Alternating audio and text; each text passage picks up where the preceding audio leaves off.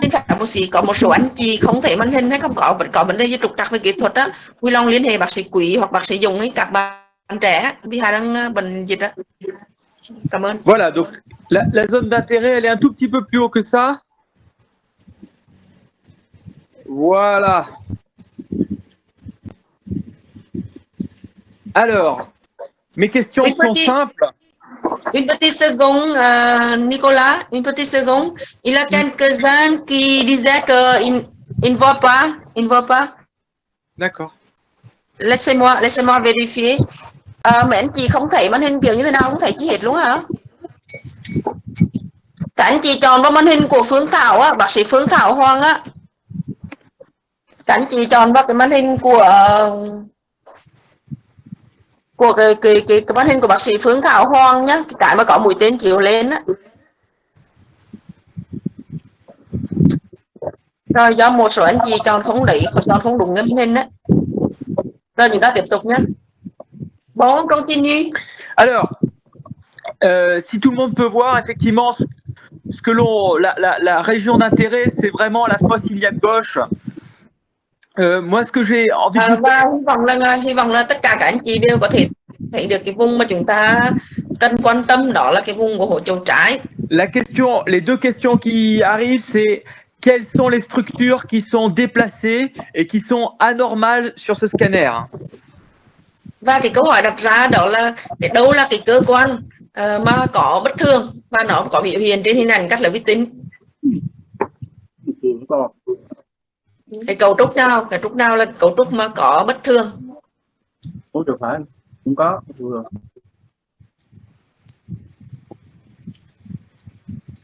Ouais. Là chả vậy.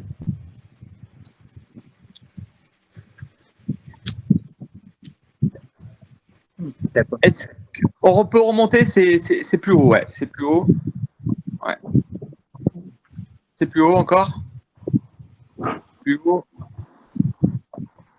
Plus haut. Ouais, ouais, ça commence à être super là. Voilà, parfait. Alors là, vous pouvez remonter tout doucement, tranquillement. Tức là thầy đang nói bác sĩ Thảo là chỉnh từ từ thôi để cho mọi người dễ.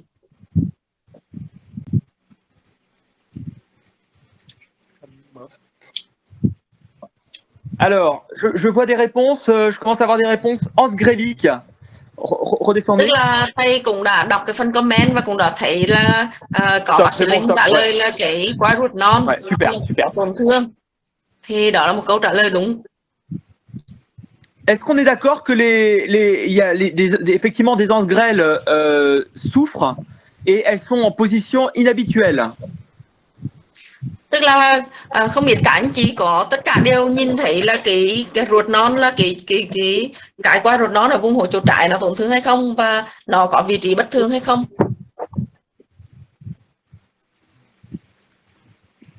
Est-ce que vous avez un diagnostic?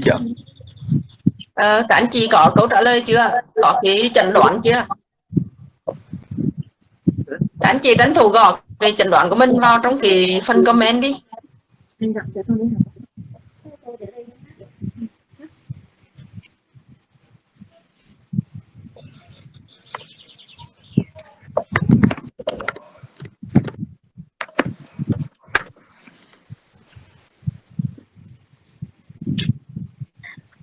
Donc, ce que je vois sur ce scanner, c'est que les anses grêles sont situées dans la gouttière pariétocolique gauche.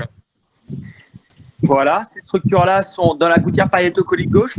Et si on fait des dessins, on peut voir qu'en fait, il y a un aspect de sac. Si tu arrêtes de bouger, hop, voilà, c'est parfait. On peut voir un aspect de sac.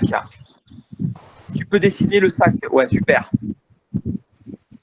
Tức là trong cái phần này thì thầy nói rằng là các anh chị đã thấy các cái quai ruột ở vùng bên này nó có một cái dạng các cái túi, tức là cái túi của một cái túi thoát vị nội.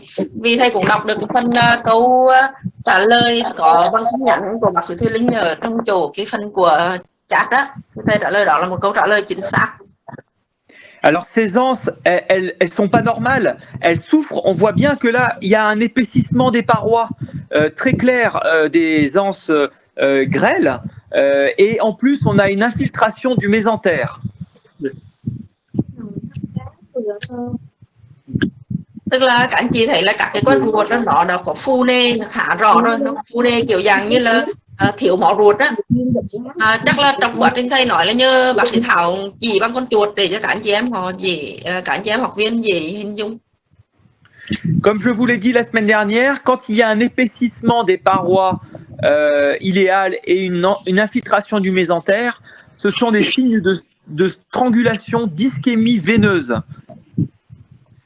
Tức là ở đây ngoài cái chuyện là các cái thanh của ruột non nó phù nề nó dày lên thì các anh chị cũng thấy rõ rồi, thì có cái sự thấm nhiễm ở mặt treo ruột và cái hình ảnh của cái nhồi máu mặt treo mà nhồi máu tĩnh mạch đó. S'il y avait une ischémie artérielle, les parois ne se rehausseraient pas, elles seraient très fines, elles ne se rehausseraient pas, et il y aurait de l'air dans la paroi, c'est ce qu'on appelle de la pneumatose pariétale. Bởi vì là trong trường hợp mà nhồi máu động mạch đó, thì các anh chị sẽ thấy là cái thanh của ống tiêu hóa nó sẽ rất là mỏng, đồng thời nó sẽ có hình ảnh của các cái bọt khí ở trên thanh, tức là gọi là hình ảnh khí hóa ở trên thanh của các cái qua ruột, tức là hình ảnh của hoại tử ruột, giai đoạn của hoại tử ruột á, thì đó là cái nhồi máu động mạch.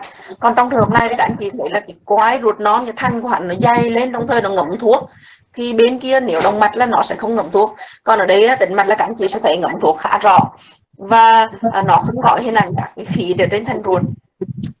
Donc, ce qui est important là de noter, c'est la présence de denses grêles qui sont situées dans la gouttière pariétocolique gauche, qui sont organisées en sac et qui souffrent avec des signes de souffrance veineuse. C'est ça les choses importantes. Và cái điểm quan trọng ở đây là các anh chị thấy là những cái dấu hiệu của nhồi máu tĩnh mạch, đó là cái sự thiếu máu của các cái cấu trúc mà ở tưới máu ở cái chi tĩnh mạch này. Quand on a ces anomalies, il faut regarder quelle structure anatomique est déplacée pour voir en fait quel type de hernie interne et de quel type de hernie interne il s'agit. Donc, quelle est la structure anatomique qui est déplacée? Và khi mà có bối cảnh bệnh lý như thế này thì các anh chị sẽ tìm xem thử là cái cấu trúc giải phẫu nào là cái cấu trúc mà nó bị di chuyển, nó thay đổi vị trí đi, để tìm xem thử là cái thoát vị đó nó có cái nguồn gốc hoặc là cái tip, cái thể của cái thể thoát vị nào. C'est un peu plus bas.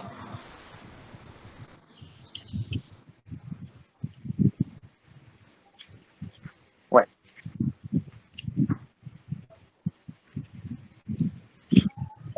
Un peu plus, voilà, là il faut faire défiler un peu. Tức là thầy nói di chuyển cái hình xuống dưới để cho các anh chị em thấy rõ hơn. Voilà, et on revient maintenant dans l'autre sens. Rồi trở ngược lên lại.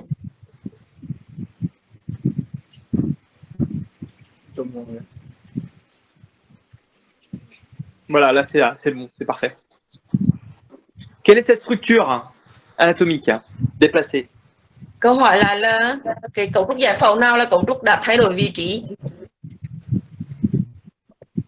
Các anh chị bật mic trả lời đi. Các anh chị đặc biệt là bác sĩ Linh, bác sĩ Ân và một số bác sĩ mà có biết được tiếng Pháp á, mời bật mic trả lời, hoặc là các anh chị em khác thì gõ tin nhắn vào. Ouais, peut-être essayer de suivre cette structure comme ça depuis le début. Ouais, depuis en bas. Non, ouais, depuis en bas. Ouais.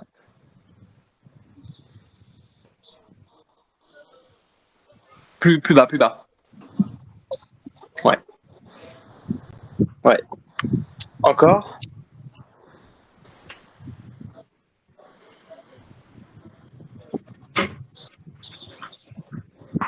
Ok. Après, on revient et on va de l'autre côté. Voilà, on suit l'autre bout de la structure.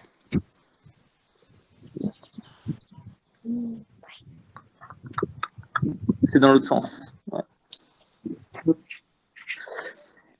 Donc, la structure en fait anatomique qui est déplacée,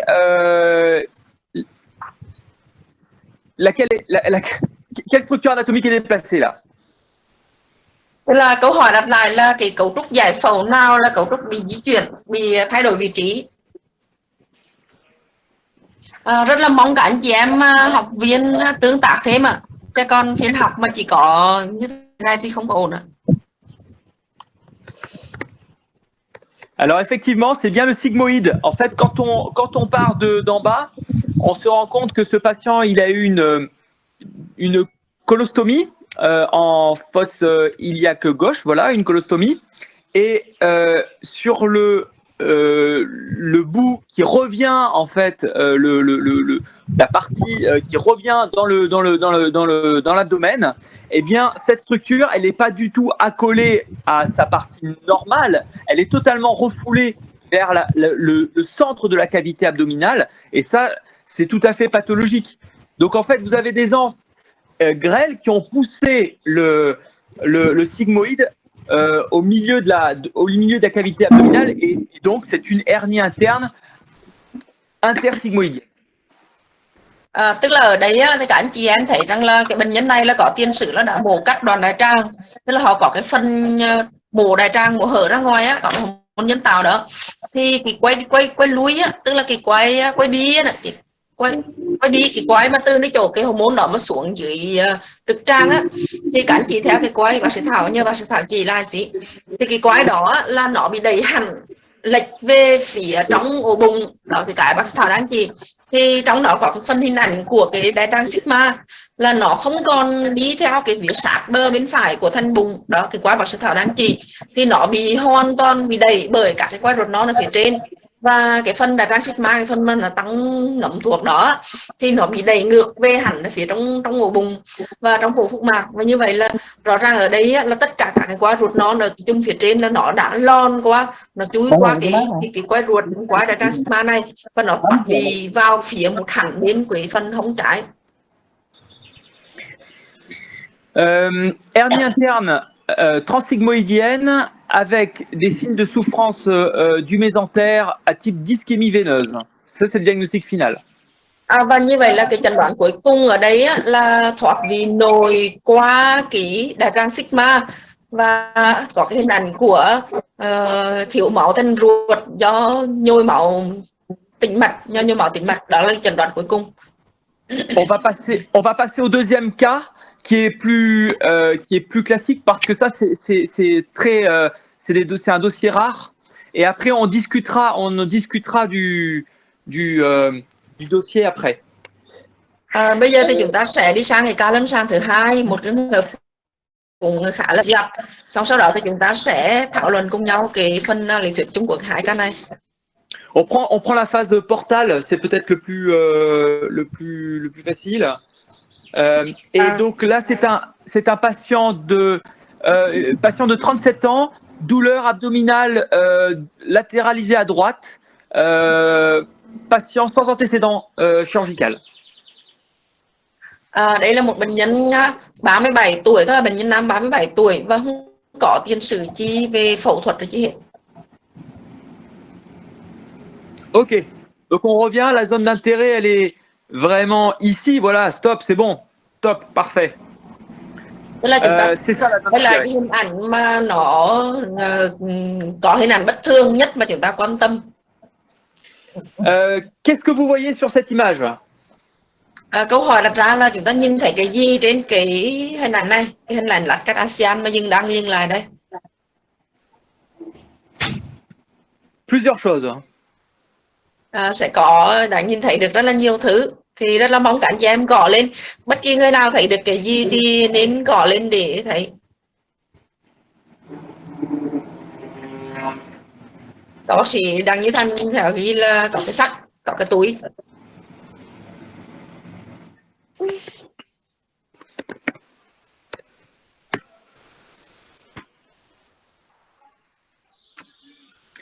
Alors la première chose là có một cái túi và có hình ảnh của thiếu máu.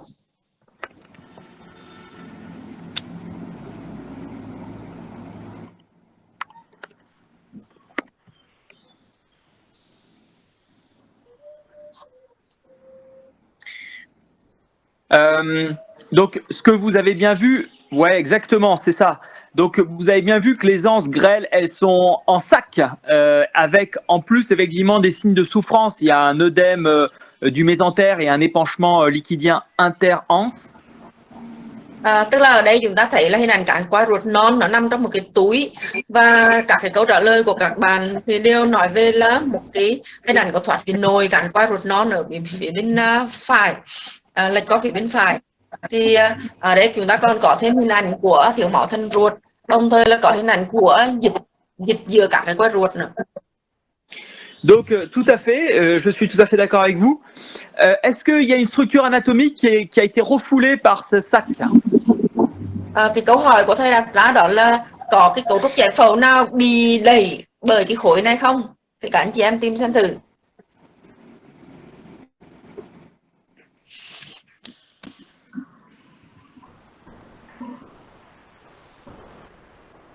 Ouais, on revient en haut, ouais, super.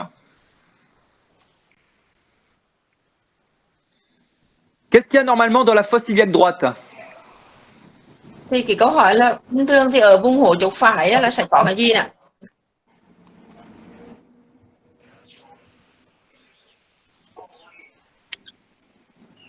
Exactement. Exactement. C'est ça. Et là, le sécom, il est où là? Là có trả lời là bình thường ở hổ chỗ phải sẽ có mánh tràng. Nhưng bây giờ các anh chị đi tìm cái vị trí của mánh tràng xem thử. Các anh chị tập trung vào cái chỗ mà bác sĩ Thảo đang có mũi tên chỉ á. Oui, je pense que le sécom, c'est un peu plus vers la gauche encore. Descends un peu. Remonte, pardon, remonte. Remonte. Ouais. Tức là ở đây các anh chị em thấy rằng là cái hình ảnh của mánh tràng nó bị đẩy hẳn ra phía trước qua phía bên trái.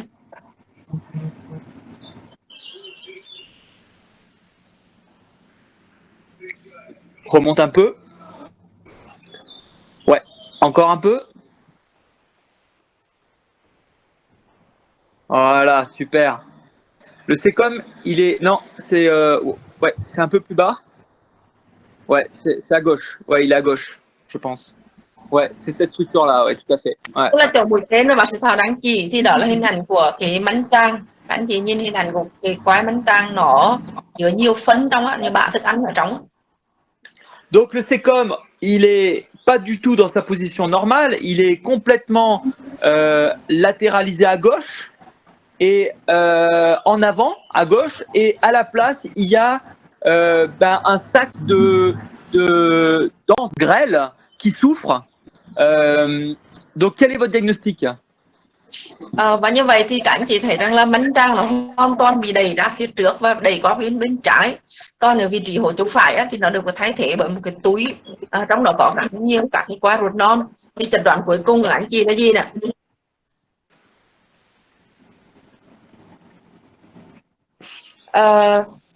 Là il a trois réponses avec le sac de grêle latéral du sécom.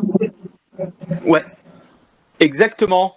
Donc c'est tout à fait ça. C'est une hernie interne dense grêle qui passe derrière le sécom, et donc c'est ce qu'on appelle une hernie interne rétrosécale. Tout à fait. Và như vậy thì các anh chị thấy rằng là đây có hình ảnh cái quả ruột non nó thoát vì nồi mà nó lọt ra phía sau mánh tràng, cho nên được gọi là thoát vì nồi sau mánh tràng. Alors, est-ce qu'on peut faire, est-ce qu'on peut juste prendre le premier PDF, le premier cours que j'ai fait, D'accord. comme ça, on fixe un peu les idées définitivement sur les hernies internes. D'accord.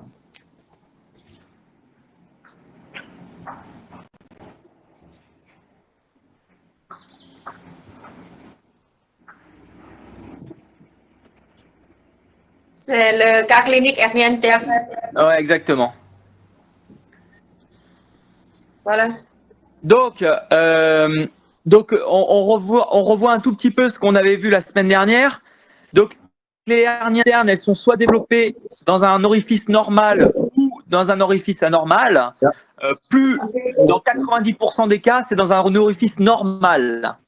Và như vậy thì Và như vậy thì các anh chị biết rằng là thầy ôn lại một chút cái bài hôm trước á, là các cái trường hợp mà thoát vị nội thì nó có thể là hình thành lên ở các cái lỗ tự nhiên, cũng như là hình thành lên các cái lỗ tự nhiên bình thường á, cũng có thể là hình thành các cái lỗ mà nó xuất hiện sau này nó không phải là lỗ tự nhiên. Trong đó phải có đến 80% là nó xuất hiện ở các cái lỗ bình thường, lỗ tự nhiên của cơ thể. Alors, c'est le plus souvent, c'est donc des hernies internes dans un orifice normal.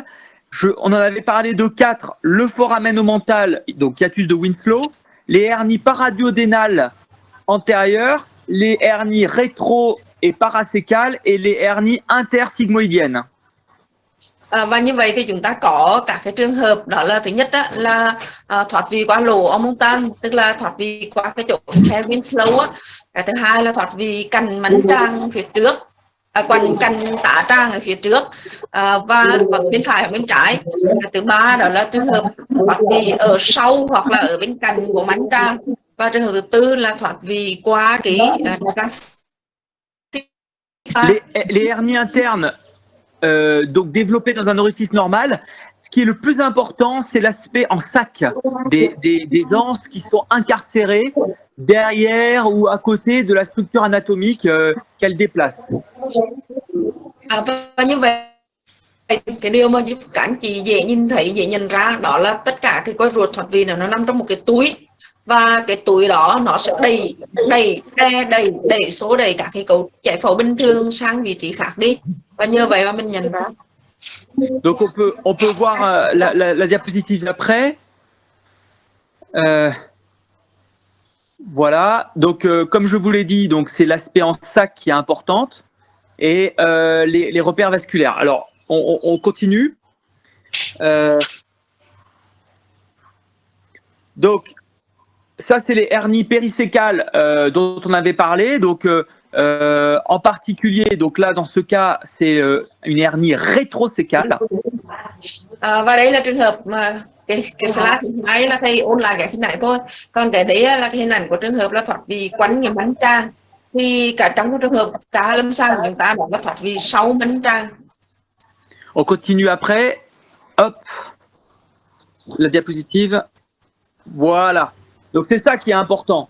Donc c'est la disposition toujours des anses qui sont en sac et qui refoulent le cécum en avant. Donc là, le cécum, c'est la flèche jaune et les sacs, c'est en bleu. Và như vậy thì cái đây là cái hình ảnh mà để minh họa cho các cái hình ảnh thoát nội mà sau mánh tràng. Thì các anh chị thấy là cái túi mà đựng các cái quai ruột đó sẽ là cái túi mà có được bôi màu xanh này, và cái hình ảnh mũi tên vàng này chính là hình ảnh của mánh tràng ở phía trước bị đẩy ra trước. Ok, très bien. On continue la diapositive suivante. Hop. Encore suivante. D'accord. C'est la même chose.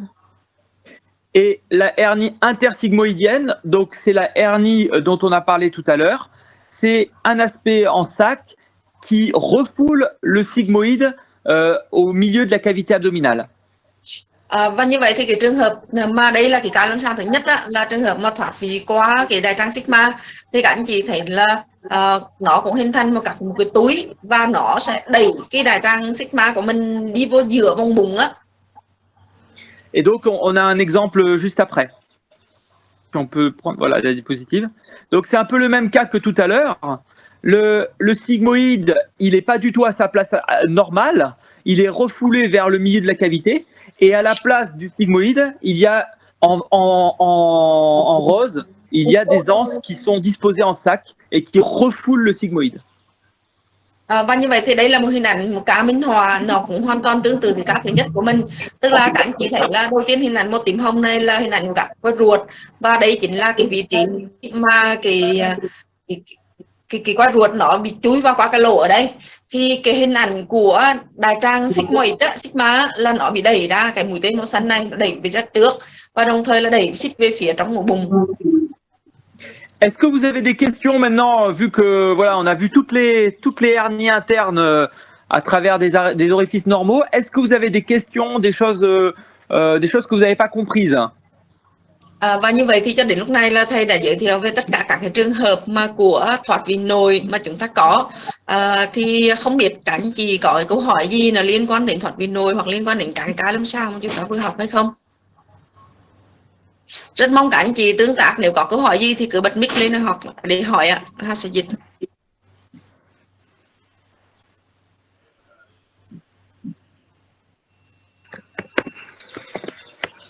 Il y a des questions?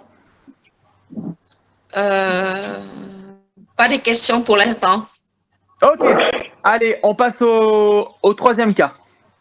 D'accord, Dr. Thảo s'il vous plaît.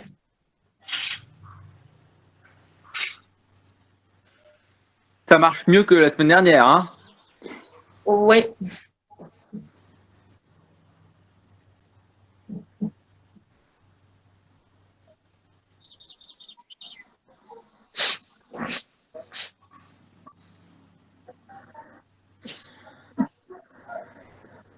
Alors, on va peut-être passer à la phase portale.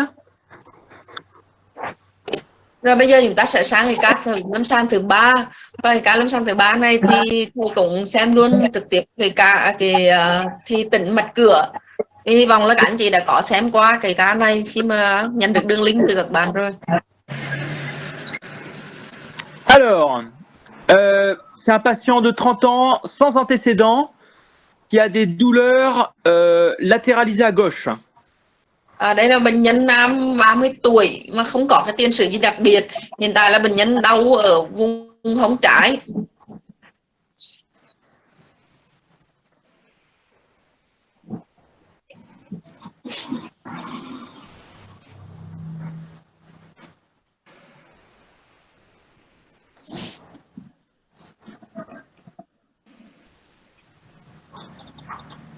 Alors, on peut mettre tout en haut.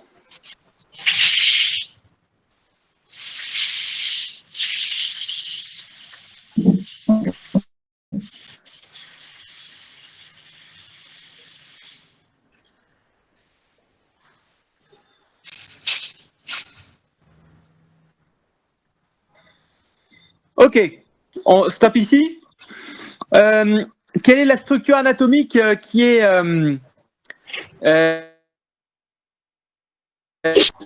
Ở đây câu hỏi của thầy sẽ là cái cấu trúc giải phẫu nào nó bị thiếu ở cái mặt cắt ngang cái lớp này, thì với hình ảnh như thế này thì mặt cắt nào cái cấu trúc giải phẫu nào là bị thiếu?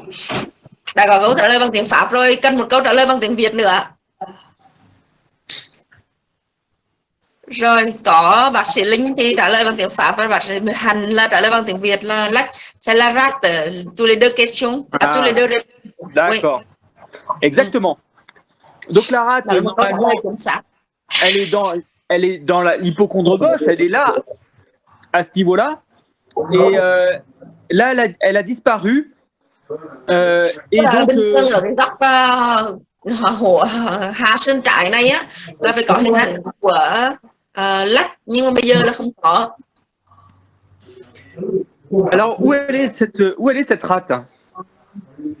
Vậy thì cái lách của bệnh nhân này đã đi đâu rồi? Để các anh chị nhìn kỹ trên các cái hình ảnh mà đang đi xuống này.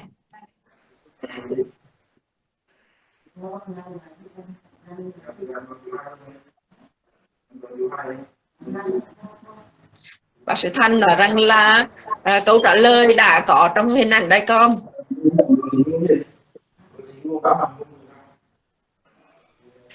Ok. Que pensez-vous de la rate? Elle se rehausse normalement? Elle est normale cette rate? Câu hỏi của thầy là cái lách này nó có bình thường không? Nó có được ngậm thuốc bình thường hay không? Bác sĩ Phúc có trả lời là nó có hơn.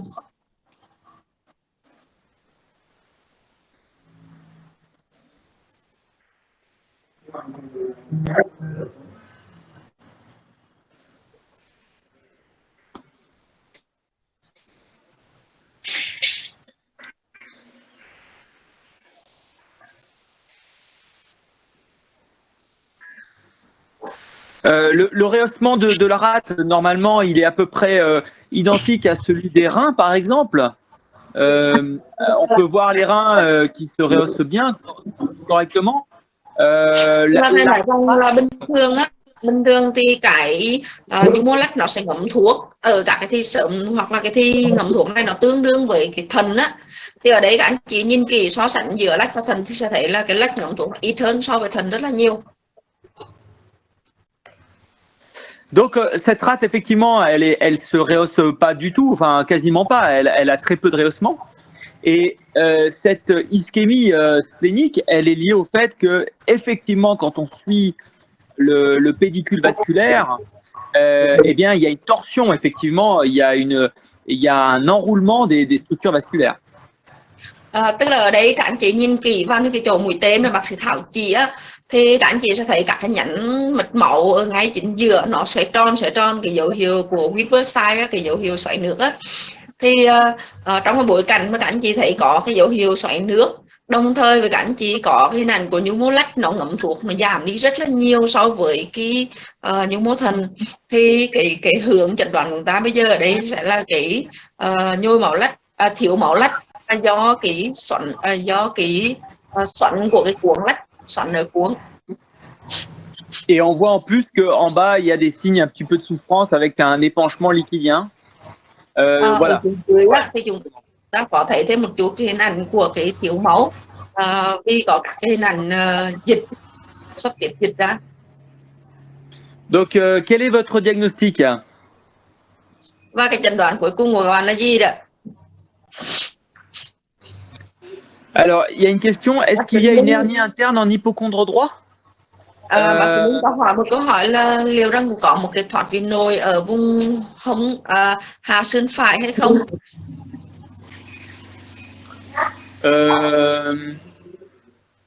Non. Tôi đang xem và câu trả lời là không.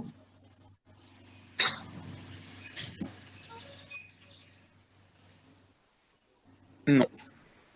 Non, non, il n'y a pas de hernie interne. Đề nghị có anh chị học viên nào đó tắt cái camera giùm ạ. Donc, quel est votre diagnostic final sur la rate? Đề nghị ban tổ chức đến chỗ bộ môn tắt cái hình ảnh của một số anh chị em.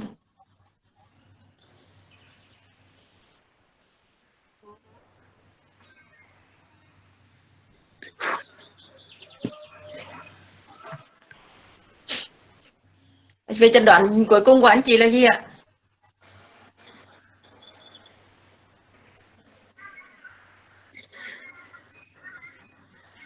Donc, la rate, effectivement, elle est située, elle est migrée vers le bas. Elle est hypodense parce qu'il y a une torsion du pédicule vasculaire. Et donc, le diagnostic final, c'est en fait un volvulus de la rate sur une rate qui n'est pas bien fixée par ses ligaments anatomiques habituels. C'est ce qu'on appelle une wandering spleen, à savoir une rate baladeuse. Tức là ở đấy thì các anh chị thấy rằng là một cái, đầu tiên là thấy rằng một cái lách nó nằm ở vị trí bất thường, đồng thời nó bị thiếu máu, và hình ảnh kèm theo đó là cái xoắn cái cuống lách. Thì đây là một ảnh xoắn lách, và gọi tức là cái lách nó không được níu giữ, không được treo một cách chắc chắn bằng các cái dây chằng bình thường, dây chằng treo lách bình thường, mà nó được treo rất là lỏng lẻo, và bây giờ nó xoắn thì gọi là xoắn lách, và tôi dùng cái từ là wandering spleen, tức là cái thuật ngữ dành cho cái bệnh cảnh này, tức là cái lách bị xoắn, gọi là thầy Quân dùng từ là lách lang thang, là baladers, tức là nó đi lung tung lang thang ở trong cái ổ bụng. Ok, on peut prendre le cours là du coup? Oui, une seconde.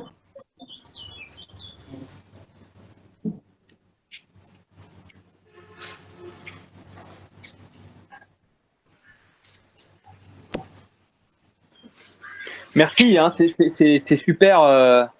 Le convolvulus, le deuxième. Cavolvulus, non, c'est pas, c'est celui d'après. Wandering. Ouais. Wandering. Ouais. Exactement. Alors, Là, effectivement, donc là, c'est un cas que j'avais eu, un autre cas. Là aussi, on peut voir que la rate, elle a donc c'est un autre patient. On voit que là aussi, il y a une torsion du île splénique et la rate qui est située en bas, hein, dans la cavité pelvienne et qui se rehausse pas non plus. Ở đấy là một ca lâm sàng khác, tức là một cái ví dụ minh họa khác mà thầy đã gặp trước đó.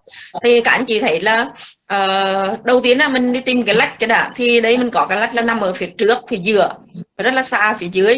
Đây là hình ảnh của cái lách, cái mức độ ngấm thuốc thì nó cũng không có nhiều. Đồng thời các anh chị nhìn lên ở cái góc hạ sườn phải đây này, hạ sườn trái á, thì các anh chị cũng thấy hình ảnh xoáy nước ở cái góc này, tức là hình ảnh của xoắn cái cuộn lách.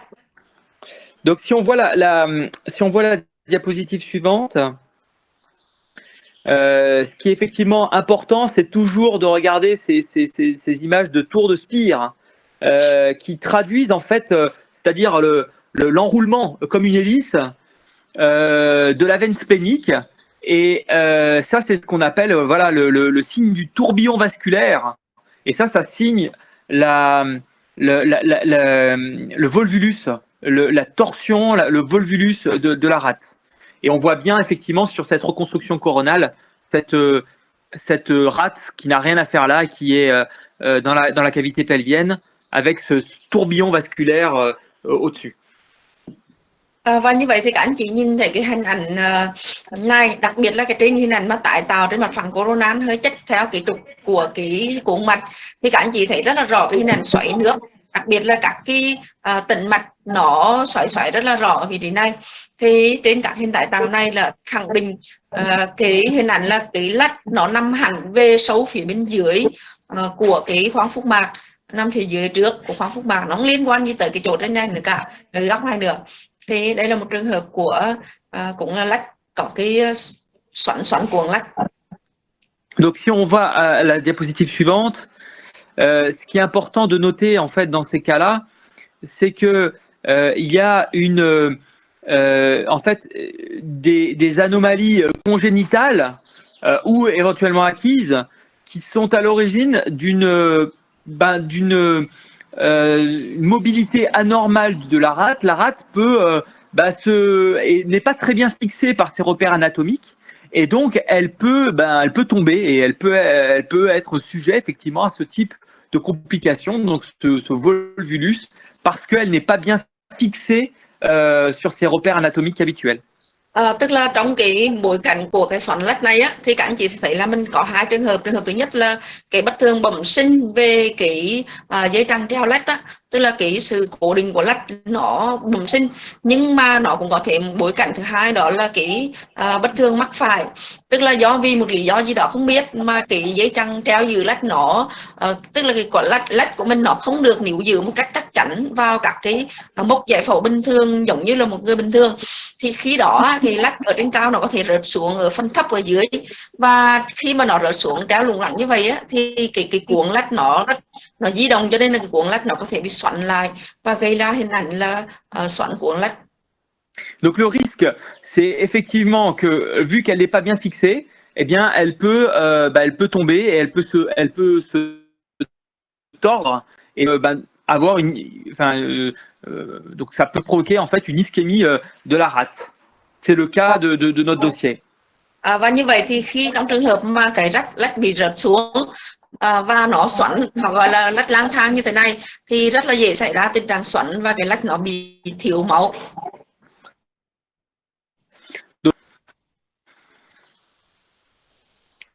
Donc les moyens de fixité de la rate, c'est effectivement les ligaments qui l'accompagnent, à savoir spléno-rénal et phrénico-colique. Et en fait, ces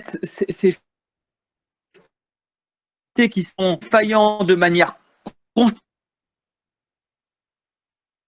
de ces moyens de fixité, ou alors ça peut être lié par un traumatisme, on peut tout à fait imaginer que ces moyens de fixité peuvent être endommagés. Và như vậy thì các anh chị thấy rằng là bình thường á, cái giải phẫu của lách nó nằm ở cái góc hạ sườn trái như thế này, nó nằm cái tương quan giải phẫu với dạ dày, với tùy và các hình ảnh của ruột ở phía bên dưới, thì nó sẽ được níu giữ bởi các dây chằng, ví dụ như dây chằng vì lách, hay là dây chằng lách thần, hay là dây chằng hoành đại tràng. Thì như vậy là những cái dây chằng đó nó níu giữ lách ở nằm trong một cái khu vực, một cái hố lách rất là cố định. Nhưng mà vì một lý do gì đó thì có thể là bẩm sinh như trước đó, hoặc là mắc phải, ví dụ như chẳng hạn phẫu thuật hay là bị tai nạn giao thông chẳng hạn, thì nó sẽ xảy ra cái tình trạng là nó bị ảnh hưởng, bị bất thường bởi các cái dây chằng này, và như vậy là cái lách nó sẽ bị đi lang thang và nó xảy ra cái tình trạng xoắn. Chez la femme aussi adulte, le fait qu'il y ait une imprégnation hormonale pendant la grossesse, eh bien, ça peut aussi expliquer parfois une hyperlaxité ligamentaire et donc une chute de la rate. J'ai pas trop compris. Par Eh ben, exemple, en fait, elle a le fait d'avoir une imprégnation hormonale après plusieurs grossesses, eh bien, en fait, ces moyens de fixité, ces ligaments, eh ben, ils peuvent être distendus et donc on dit que ça peut être plus fréquemment observé chez les femmes qui ont plusieurs enfants. D'accord.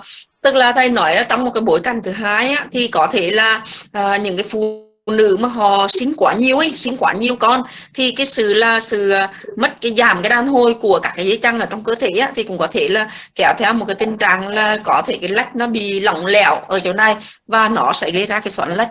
Thì cái này cũng có thể gặp chứ không phải là không.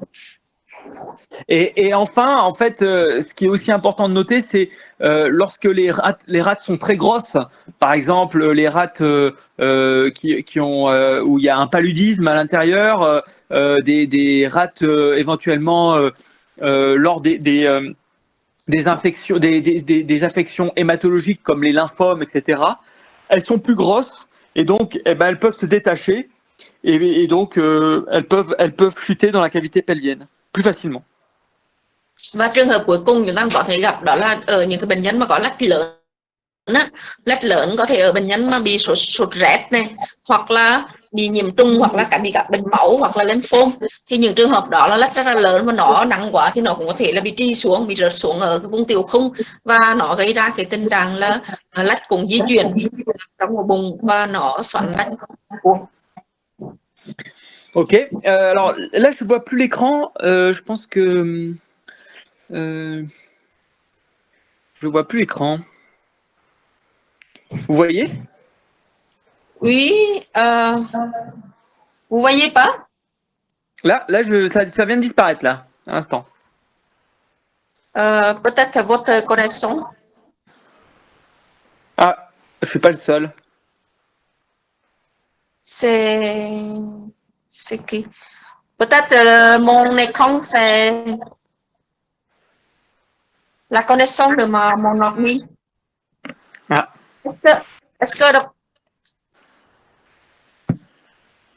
que c'est fini pour le diapo ou c'est encore? Non, c'est bon, on peut passer à un autre dossier. D'accord. Parce que j'ai vu là des diapos suivants. Ouais, mais bon, c'est le plus important, c'est d'avoir. D'accord.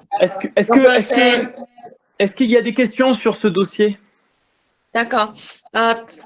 Hiện tại là cái máy tính ban của Hà đang bị áo rồi, thành ra là Hà sẽ vô lại. Nhưng mà thầy nói trong lúc này thì các anh chị có câu hỏi gì thì đặt thêm. Có câu hỏi gì về cái ca lâm sàng này cũng như là nãy giờ thì các anh chị đặt thêm để Hà thoát vô lại xí đã.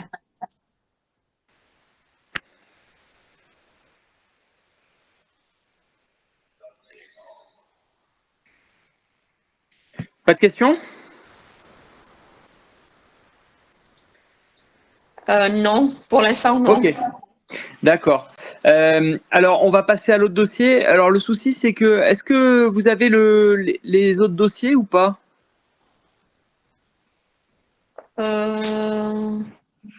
Non.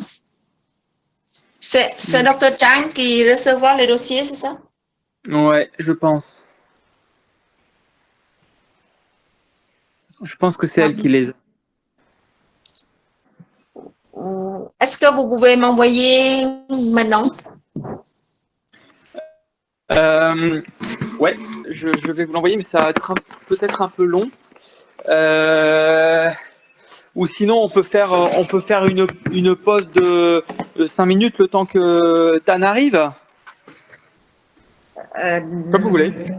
je, je crois que 5 minutes, elle ne peut pas. D'accord. Dr. Thảo, tu as le cas? Bác Thảo ơi. Ah, yeah. Peut-être j'ai un cas de la vésicule biliaire. Ah, très bien, parfait, c'est celui-ci. Allez, hop, on peut se lancer dans le cas, ouais. Ok.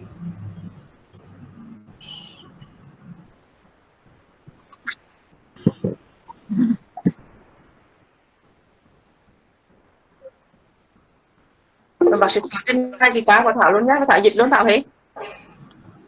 Alors, Dạ cả. alors, c'est une femme de 71 ans, douleur de l'hypocondre droit.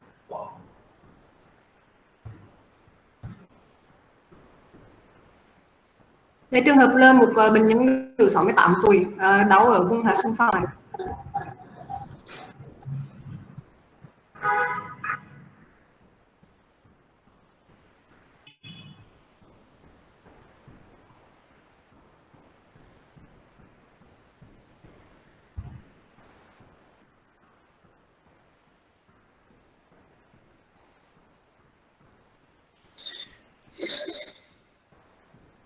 Alors en bas, il y a peu de choses intéressantes, c'est vraiment en haut, hein. On a vu.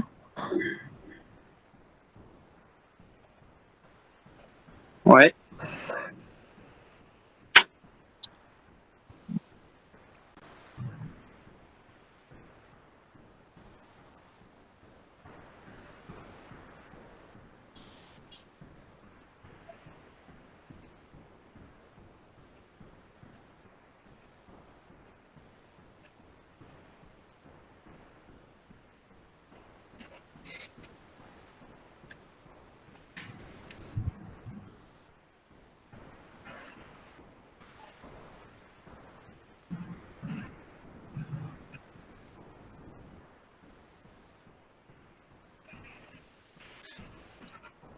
Alors, question. Quelle structure anatomique est pathologique dans ce cas? Câu hỏi là mà anh chị thấy cấu trúc giải phẫu nào là bị tổn thương trong trong trường hợp này, cấu trúc giải phẫu nào bị bệnh lý.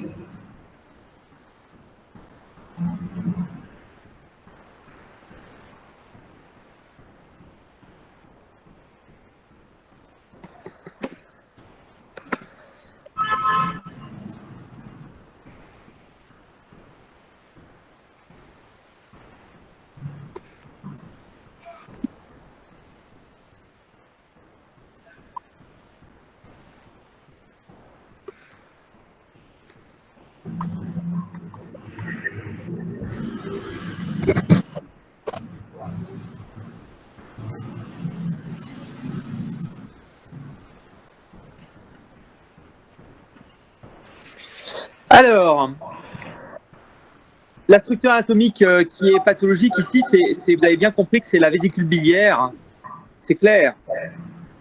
Alors, la vésicule biliaire, est-ce qu'elle a une topographie habituelle? Như vậy thì các anh chị cũng đã thấy là cơ quan bị bệnh lý ở đây chính là cái túi mật, thì thầy hỏi là vị trí túi mật có bình thường không ạ?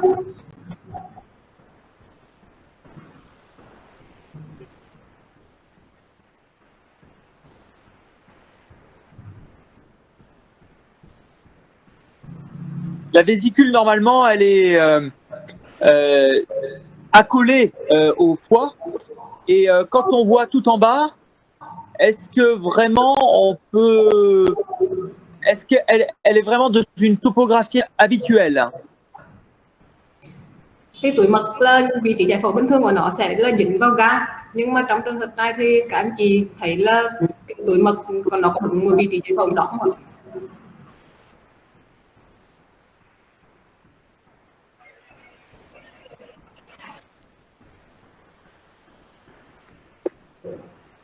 Oui, effectivement, en fait, elle est pas en position habituelle, elle est décollée et elle est située effectivement en bas. Elle s'est déplacée à l'intérieur de l'abdomen. Euh, donc ça, c'est la première chose à voir. Et la deuxième chose à voir, c'est le contenu de la vésicule. Est-ce que le contenu est normal? À l'intérieur, est-ce que c'est normal? Thì như vậy là các anh chị sẽ thấy được là cái túi mật nó không nằm ở vị trí giải phẫu bình thường của nó hơi bị đẩy dịch xuống ở phía phía dưới của ổ bụng. Và câu hỏi thứ hai đặt ra đó là cái dịch mật trong này nó thế nào ạ? Cái lòng túi mật là chữa dịch mật như thế nào ạ? Quelle est la densité là, de du contenu de la vésicule? Các anh chị thấy tỷ trọng cái chữa trong cái lòng túi mật này là tỷ trọng gì ạ?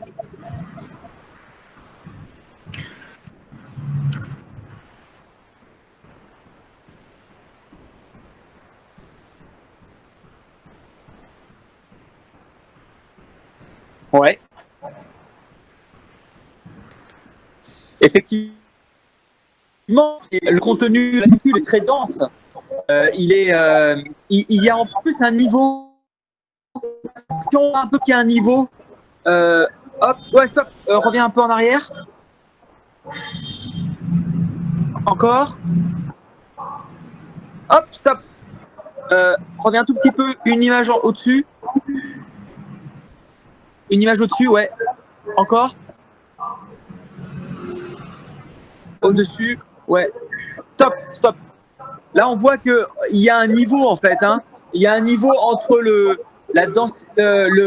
caractère très dense et le caractère hypodense juste au-dessus. Donc, il y a un niveau liquide sang. Donc il y a à la fois du liquide et à la fois du sang. C'est-à-dire ici c'est hyperdense et ici c'est Et hypodense, voilà, c'est ça? exactement. Ouais, juste reviens un tout petit peu au-dessus, une image au-dessus, encore. Ouais, encore. Un tout petit peu au-dessus encore. Au-dessus, là, on descend. Ouais, voilà. Là, on voit quand même, là, on voit qu'il y a en fait, en bas, au pôle inférieur, c'est plutôt hyperdense, c'est du sang. Et en avant, c'est hypodense, c'est du liquide normal, c'est de la bile. Thì các anh chị sẽ thấy được là trong lòng của túi mật á, nó sẽ có chứa cái dịch trong lòng túi mật là nó tăng tỷ trọng tự nhiên. Thì như vậy là cái phần này á, là phần tăng tỷ trọng tự nhiên là của dịch máu, còn cái phần trước này á, là phần mà giảm tỷ trọng này đó là tỷ trọng của dịch mật bình thường. Chúng ta sẽ có một cái mức dịch ở đây. Ok. Et si on remonte un petit peu, est-ce qu'il n'y a pas quelque chose d'autre qui est inhabituel sur cette vésicule? On remonte.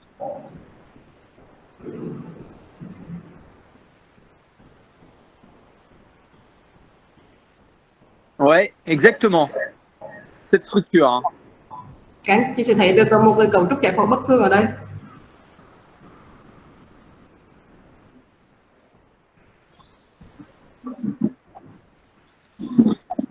Qu'en pensez-vous?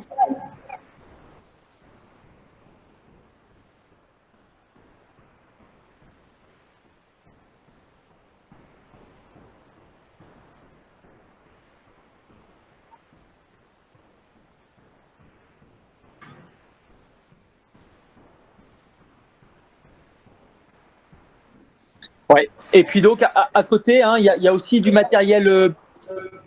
Il y a des calculs. Hein, on voit aussi des calculs effectivement là, mais c'est pas le problème hein, sur cette vésicule. Hein. Le problème il est là. Hein, c'est bien ça. C'est la flèche. Hein. C'est ça le souci. Hein.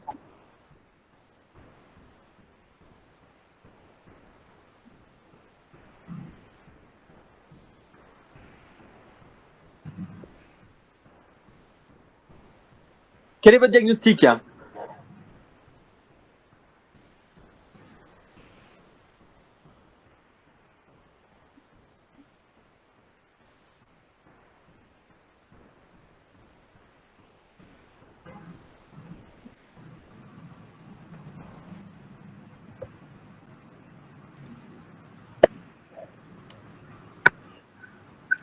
Donc vous avez bien vu qu'effectivement, la vésicule biliaire, elle est déplacée vers le bas, elle est très distendue. Il y a à la fois du sang, c'est du matériel spontanément dense, et à la fois du matériel biliaire. Et en plus, il y a une torsion de spire que l'on voit bien à la partie supérieure de la vésicule. Như vậy là các chị thấy trong ca này á, là cái túi mật trong của bệnh nhân này nó bị đẩy xuống phía dưới, cùng với túi mật nó cũng căng dẳng, tăng cái đường kính trước sau, và trong lòng túi mật á, là nó sẽ chứa dịch máu tăng từ trọng tự nhiên cùng với dịch mật giảm cái trọng. Và quan trọng ở trong trường hợp này đó chính là chúng ta có thể thấy được hình ảnh là dấu xoáy nước do cái cuộn xoắn lại ở đây. Thì như vậy là trường hợp xoắn túi mật. Donc c'est exactement ça. Donc le diagnostic final, c'est effectivement un volvulus de la vésicule biliaire. Vậy là thầy khẳng định lại đây là một trường hợp xoắn túi mật. Est-ce qu'on peut prendre le cours du coup? Oui. Oui, c'est bon.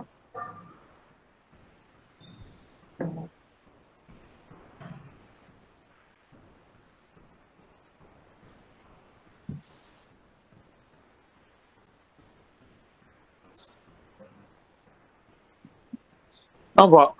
Moi, je vois pas l'écran là. 2 secondes. Ah, S'il c'est vous plaît. peut-être. Ouais. Ah, C'est super. Voilà. Lequel? Le cas volvulus, ouais. D'accord.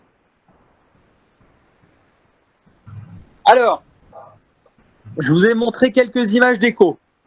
Alors, c'est un autre cas. Donc, c'est un cas de volvulus aussi. Donc, douleur de l'hypocondre droit. L'échographie. Donc, voici les images d'échographie. Thảo dịch giúp chị xí là Thảo ơi. Excuse-moi, est-ce que tu peux répéter s'il te plaît? Ouais. En fait, ça, c'est un autre cas de volvulus de la vésicule biliaire. Voilà les images d'échographie. Qu'est-ce que vous retenez sur ces images d'échographie? Thì thầy nói đây là một cái trường hợp của một trường hợp xoắn túi mật nữa, và các anh chị thấy được hình ảnh gì ở trên cái hình ảnh siêu âm ở đây ạ?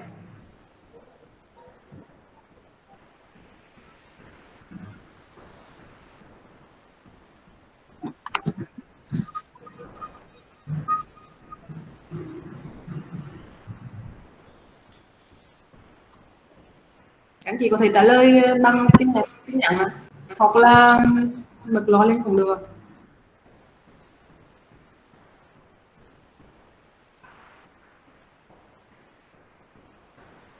Donc, on fait la diapositive suivante.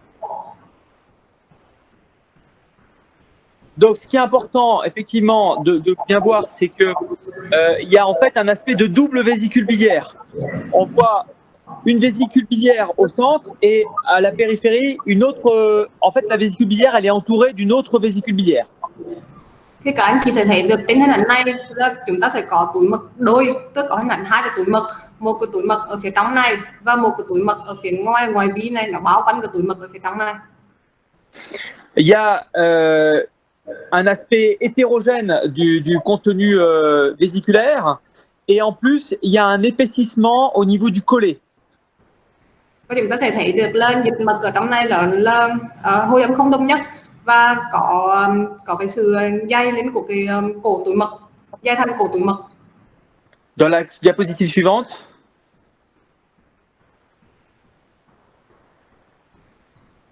Dans la diapositive suivante. Et en plus, ce qui est très important ici de bien décrire, c'est le fait que la vésicule, elle n'est pas du tout dans sa topographie habituelle, elle est totalement éloignée de la face inférieure du foie. Et du coup, en fait, ça c'est un élément qui est vraiment pas fréquent quand la vésicule elle est détachée du foie. Et ça doit vous faire poser la question effectivement d'une malposition de la vésicule biliaire. Cái điều quan trọng mà chúng ta cần phải mô tả ở đây đó là cái vị trí túi mật nó bất thường, túi mật nó không nằm dính với gan như bình thường nữa, mà nó sẽ bị đẩy xuống ở phía mặt dưới ở gan, vị trí thấp hơn bình thường của nó. Thì các anh chị phải chú ý cái vị trí giải phẫu bình thường của túi mật. Donc si on voit la diapositive suivante, c'est le scanner. Le scanner, vous voyez le contenu très dense de la vésicule biliaire, détaché de la face inférieure du foie. Et donc, quand on a une densité aussi élevée, il faut penser à du contenu hématique, du sang. Thì như vậy các anh chị sẽ thấy là cái dịch mà chứa ở trong túi mật này nó tăng tỷ đồng tự nhiên, và cái tăng tỷ đồng tự nhiên nó chính là dịch máu. Và trong trường hợp này các anh chị cũng sẽ thấy trên CT là cái túi mật nó không nằm dính ở cái mặt dưới của gan nữa, mà nó bị đẩy xuống phía dưới của bụng, nó tách ra một phần với cái bê mặt dưới của gan. Donc si on suit la diapositive d'après,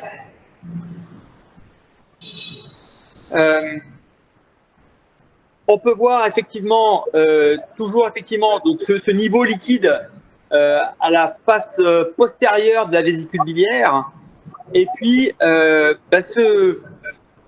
cette image qu'on voit en orange de torsion de la vésicule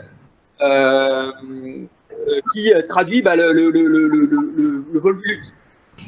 Thì các anh chị sẽ thấy là trên hình này chúng ta vẫn thấy được là cái dịch mật nó trong lòng túi mật nó có mức dịch là nó sẽ bao gồm có phía dưới là dịch tăng tỷ đồng tự nhiên, dịch máu nó sẽ lắng đọng phía dưới, và dịch mật giảm tỷ đồng là phía trên, đó là mức dịch. Và ở vị trí mà dấu mũi trên màu cam này đó chính là cái hình ảnh mà cuộn xoắn của cái túi mật trong trường hợp mà xoắn túi mật giống như Sur la diapositive suivante, on peut continuer. Et surtout, effectivement, ce qui est aussi important, c'est le fait de voir que la vésicule, elle se rehausse quasiment plus. Elle est quasiment pas visible.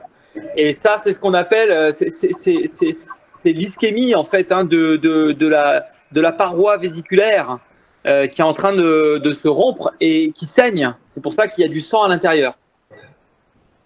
Thì các anh chị sẽ thấy là khi mà tiêm thuốc á, thì cái phần túi mật nó sẽ ngấm thuốc rất là ít và không có đông nhất. Thì đây là một cái dấu hiệu của trường hợp mà thiếu máu ở thanh túi mật, và nó cũng kèm với trường hợp là chảy máu trong thanh. Tức là vì đó là chính là cái nguyên nhân mà giải thích cho việc là trong lòng túi mật nó có cái dịch máu, là do cái thiếu máu túi mật cấp tính và cùng với cái chảy máu ở trong thanh. Alors là, dans ce cas, il y avait aussi une IRM qui avait été faite. Elle n'a aucun intérêt, hein, mais bon, il y a une IRM qui a été faite. C'est la diapositive suivante. Comme ça, vous voyez à quoi ça ressemble. Trong trường hợp này thì họ cũng có chỉ định làm cộng hưởng tư, tuy nhiên cộng hưởng tư cũng không mang đến nhiều cái lợi trong cái trường hợp mà xoắn túi mật này. Donc ce que l'on voit en fait, hein, c'est l'aspect de double paroi. Et donc l'aspect de torsion qu'on voit bien sur la flèche en rouge qui correspond en fait au volvulus de la vésicule qui est totalement détaché de la face inférieure du foie. Thì các anh chị sẽ thấy trên hình ảnh là cộng hưởng tư cũng vậy, là chúng ta sẽ có hình ảnh là túi mật đôi đó, mà trong phía trong này là cũng có một hình ảnh túi mật, rồi phía ngoài này cũng sẽ có hình ảnh túi mật, và ở mũi tên đỏ này chính là cái hình ảnh dấu xoáy nước trong cái trường hợp mà xoắn túi mật. Donc si on voit la diapositive suivante, voilà, bon là vous le voyez en coronale et vous voyez que la vésicule a totalement quitté sa topographie habituelle, le lit vésiculaire, et elle est déplacée et on voit la torsion de spire en rouge et donc le signe d'ischémie de la paroi vésiculaire. Thì các anh chị sẽ thấy được là trong trường hợp này là hình ảnh mũi tên đỏ chính là dấu xoáy nước trong cái trường hợp mà xoắn túi mật, và các anh chị để ý là cái túi mật, vị trí túi mật nó sẽ nằm ở vị trí là bất thường, nó tách khỏi dương túi mật. Bình thường dương túi mật nó sẽ nằm ở sát chính vào mặt dưới của gan, nhưng mà bây giờ là túi mật nó tách hoàn toàn ra khỏi cái mặt dưới của gan và nó bị cuồng xoắn xoáy, có dấu xoáy nước trong cái trường hợp xoắn túi mật. Và đây cũng có cái hình ảnh là thiếu máu trên thành túi mật. Donc si on peut suivre après, encore après. Voilà, voilà à quoi ça correspond effectivement. Cette vésicule biliaire qui est totalement nécrotique et qui est totalement détachée de la face inférieure du foie. Thì đây hình ảnh sau phẫu thuật thì chúng ta thấy được là túi mật nó đen hiện như thế này là do nó bị hoại tử, thiếu máu và nó cũng bị tách ra khỏi cái bên dưới của gan do cái xoắn túi mật. Ok, donc si on peut suivre après. Donc le volvulus de la vésicule biliaire, c'est surtout chez la femme âgée. Et en fait,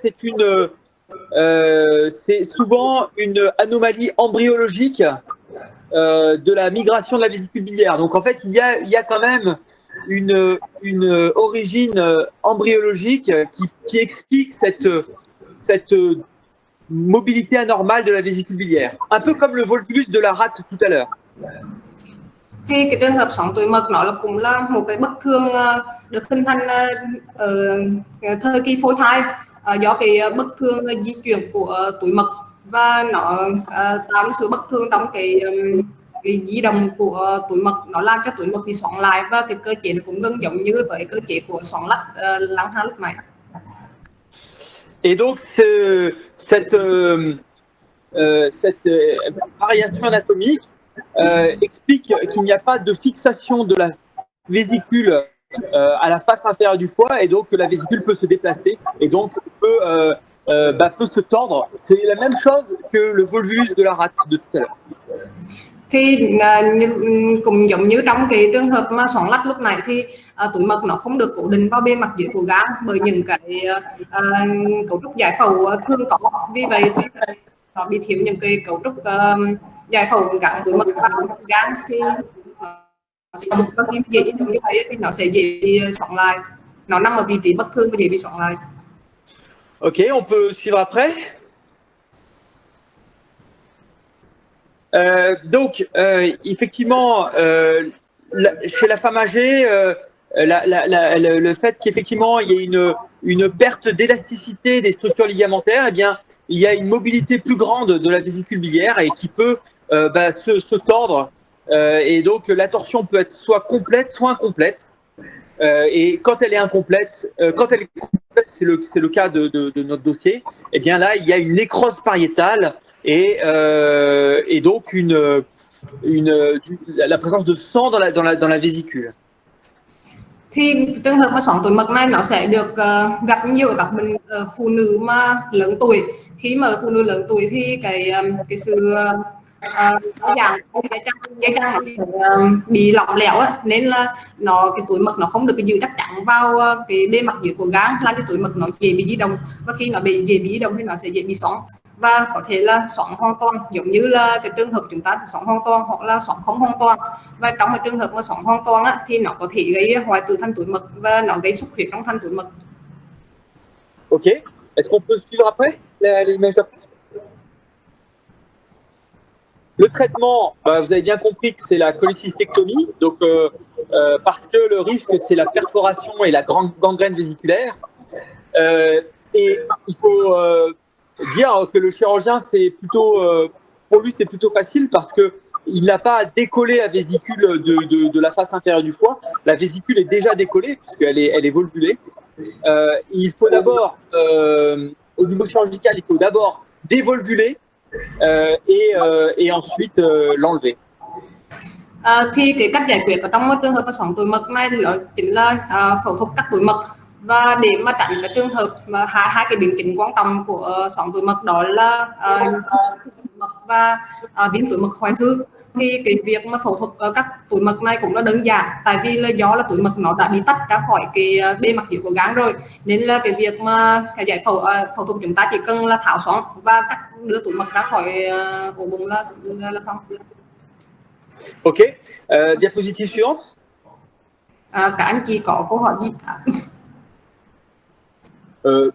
Voilà un autre cas, effectivement, de volvulus de la vésicule. C'est des dossiers qui sont pas fréquents, hein, qui sont plutôt rares, mais l'image, elle est caractéristique et vous devez, quand vous voyez ce type d'image, vous devez penser au volvulus de la vésicule.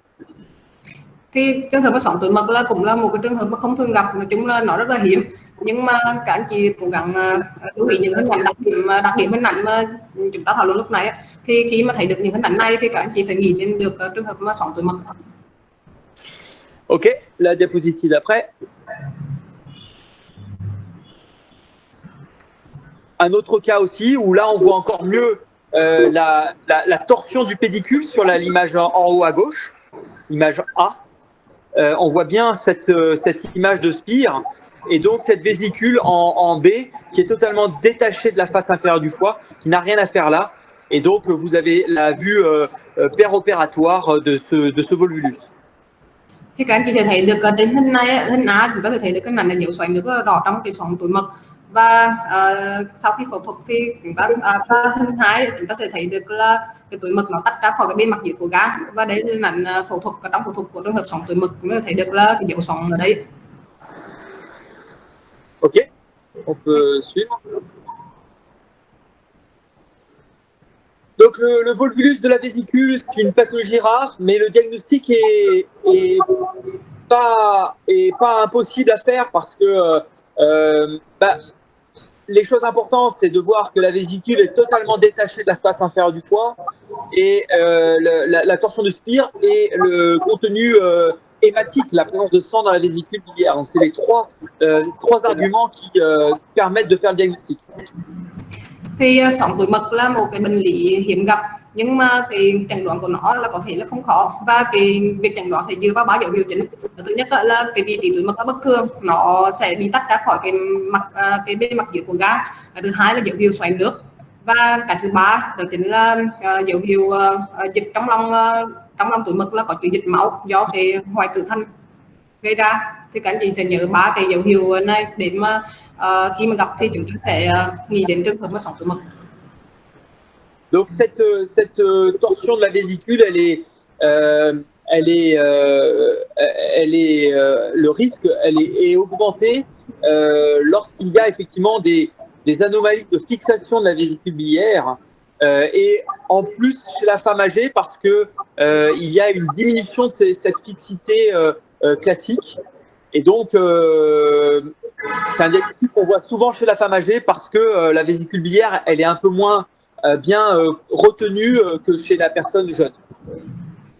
Thì cái trường hợp xoắn túi mật nó sẽ liên quan đến những cái dây chằng của đốc giải phẫu để mà giữ cái vị trí, giữ cái túi mật nằm trong đúng vị trí dương túi mật của nó. Thì những cái bệnh lý này thì thay nhắc lại đó sẽ thường gặp ở những bệnh nhân nữ lớn tuổi, do là các cái dây chằng và của cái nó làm mất cái độ căng giảm của giảm độ căng giảm các dây chằng. Thì khi mà giảm độ căng các dây chằng như vậy thì nó làm cho cái túi mật nó dễ bị di động hơn và dễ bị đẩy ra khỏi dương túi mật, thì khi lúc đó thì nó sẽ dễ bị xoắn hơn. Donc les trois arguments, vésicule distendue, en position anatomique inhabituelle, la torsion de spire et la présence de sang dans la vésicule sont les trois arguments pour faire le diagnostic de volvulus. Như vậy thầy nhắc lại những 3 dấu hiệu chính của xoắn túi mật, đó là túi mật giảm nằm ở vị trí bất thường ở phía dưới tách đi khỏi cái bề mặt dưới của gan. Cái thứ hai đó là dấu hiệu xoáy nước, và cái thứ ba là có chứa dịch máu ở trong lòng túi mật. Ok, est-ce que vous avez des questions? Oui, il y a une petite question, c'est que pourquoi il y a la signe double vésicule biliaire Pardon? Il y a le signe double vésicule biliaire. Oui. En fait, c'est la double vésicule biliaire, c'est lié au fait que il y a une paroi qui est quasiment nécrotique, c'est la paroi superficielle, et la paroi interne, c'est la présence en fait d'un contenu hématique. Cette double paroi, c'est tout simplement lié à la nécrose pariétale. D'accord. Có một câu hỏi đó là của bác sĩ Thi hỏi là vì sao chúng ta có hình ảnh túi mật đôi, tức là túi mật ở phía ngoài nó bọc quanh túi mật ở phía trong. Thì thầy nói thì đây là một cái dấu hiệu do cái hoại tử của thanh túi mật, túi mật ở phía cái thanh túi mật ở phía ngoài thì nó bị hoại tử, và còn cái mà túi mật ở phía trong á, thì đó là những cái sản phẩm của máu á, hematite á, nó đại khái là đây là một cái dấu hiệu mà chứng tỏ là cái túi mật nó bị thanh túi mật nó bị hoại tử trong cái trường hợp mà khi mà có cuồng xoắn như vậy. Est-ce que c'est clair ou est-ce que vous voulez qu'on revienne sur le dossier ou ça vous va? Dạ mấy anh chị thấy có rõ không ạ? Hay là mình có cần phải xem một cái trường hợp khác không?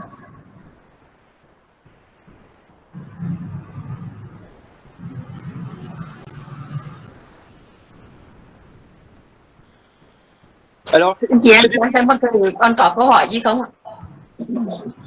c'est des dossiers compliqués, hein. C'est des dossiers qui sont difficiles, qui demandent de la réflexion et c'est pas des dossiers qu'on voit tous les jours, mais les dossiers que je vous montre, je les ai tous vus dans un intervalle de 1 an, on va dire. Donc c'est quand même des choses qu'on voit qu'on doit voir régulièrement.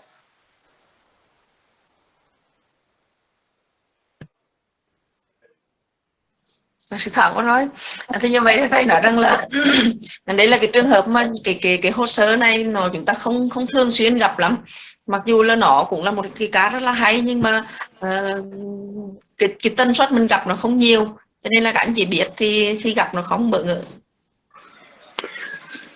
Est-ce que vous avez des questions? Est-ce que on peut passer à un autre dossier? Các anh chị còn câu hỏi gì nữa không ạ? Nếu không thì ở chỗ bác sĩ Thảo còn thêm một ca nữa phải không Thảo? Sư Thảo ơi, bác sĩ Trang đã mở ca được chưa? Dạ em đây. Trang mở ca cuối cùng đi.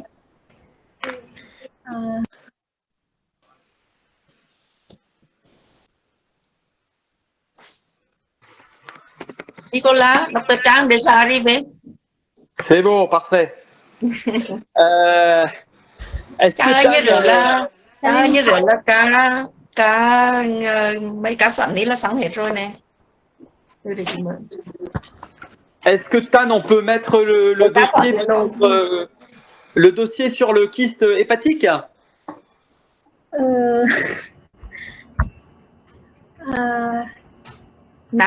Cái cá này. Để em xem nha.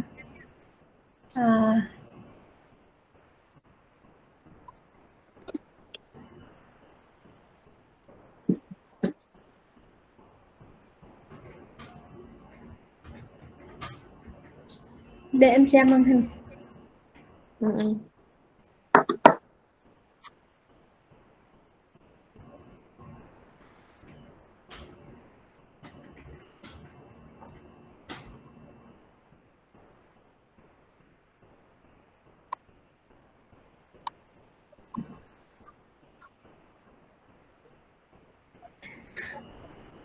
Nicolas, est-ce que tu vois mon écran? Ouais, c'est bon, parfait. C'est lequel? Ouais, l'abdo, on va commencer par le scanner. Ici? Ouais, ça marche. Ok, alors on va commencer par le scanner.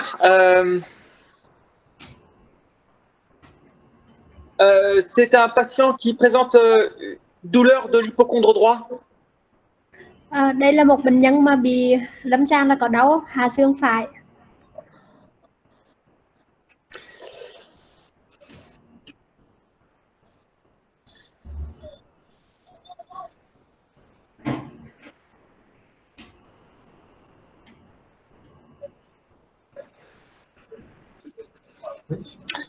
Alors, on revient en haut.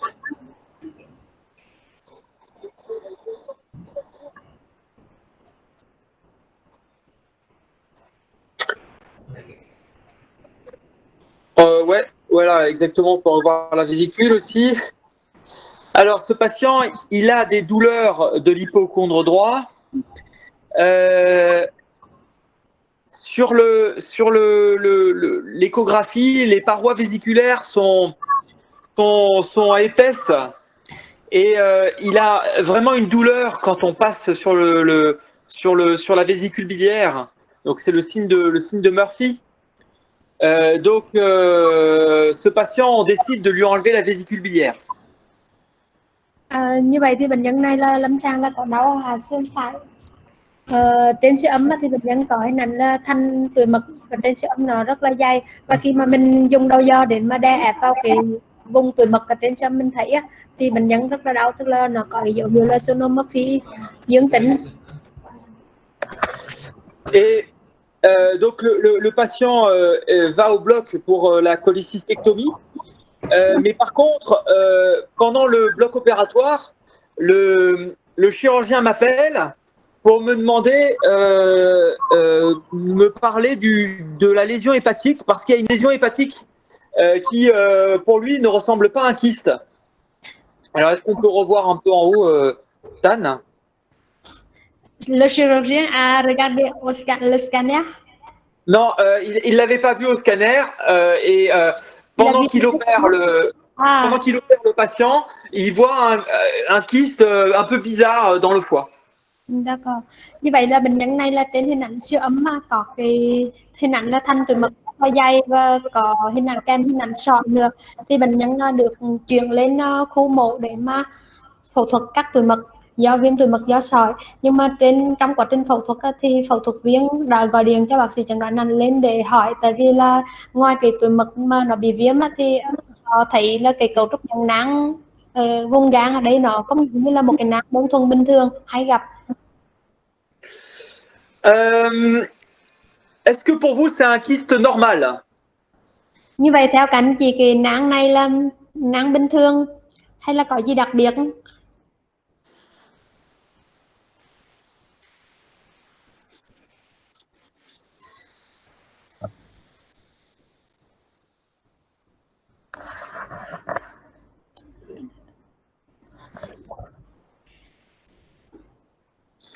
Tu peux mettre une densité, s'il te plaît, Tan, dans le kyste?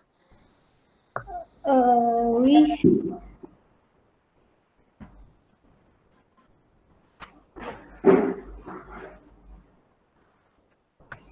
Mọi người thấy cái nang này tỷ trọng trung bình nó là 24 Hounsfield. Một cái nang bình thường, nang điển hình, nang không điển hình, hay là u dạng nang, hay là nang gì? Anh chị có ý kiến gì? Normalement, la densité d'un kyste simple du foie, elle est située entre combien et combien? Thì Nicola hỏi là một cái cấu trúc dạng nang mà điển hình bình thường ở trong gan thì tỷ trọng của nó sẽ là từ bao nhiêu đến bao nhiêu? Chắc là phải gọi hỏi thôi.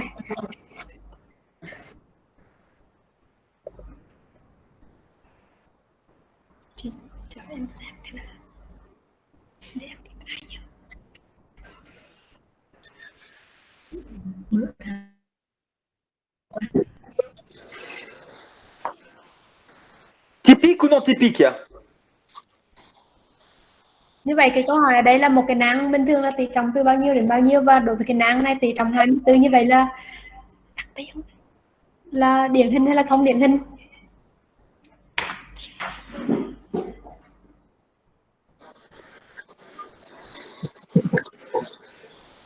Donc la densité d'un kyste normal, d'un kyste hépatique classique, elle est située entre 0 et 10 unités Hounsfield. Et là, on voit déjà que la densité, elle est bien plus élevée. Ça, c'est un cas, Dr. T déjà réponse, c'est un cas atypique. Bien sûr, c'est atypique. avec la calcification dans la paroi. Exactement. Les calcifications dans la paroi, ça c'est pas typique. La présence d'une densité un peu élevée, c'est pas typique. Et aussi la topographie, elle est un petit peu bizarre cette topographie hépatique, non?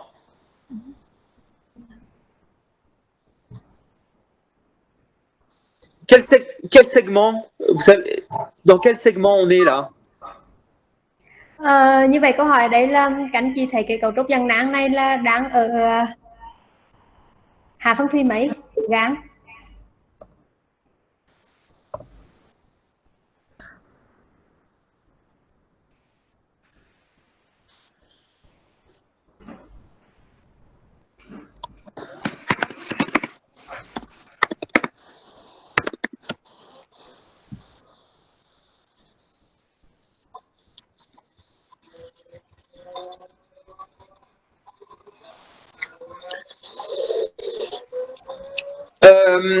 Alors, quelles sont les atypies en fait de ce dossier? C'est un kyste unique situé à la jonction des segments 3 et surtout 4 qui présente des calcifications pariétales, qui est un petit peu protrusif voilà, des calcifications pariétales. Alors, qu'est-ce qu'on peut faire en fait pour aller un peu plus loin dans le diagnostic? Như vậy mọi người không ai trả lời hết nên là Nicola đã tự trả lời và tự tóm tắt lại đặc điểm hình ảnh của cái cấu trúc dàn nang này, tức là một cái cấu trúc nang mà định vị ở vùng chuyển tiếp của hạ phân thùy 3 và hạ phân thùy 4. Tỷ trọng dịch trong nang là hơi cao hơn so với mức bình thường vì nó tỷ trọng là 23 house feel và nó có vôi hóa thành nang. Cái nang này nó phát triển nó hơi đẩy phồng, cái phát triển hơi lôi ra ngoài đây cho nó không lọt vào theo cái bờ gan. Như vậy thì cái câu hỏi tiếp theo đấy là mình có thể làm gì để mà xa hơn, để chẩn đoán được cụ thể hơn đây là cái nang gì, là mình có thể làm gì?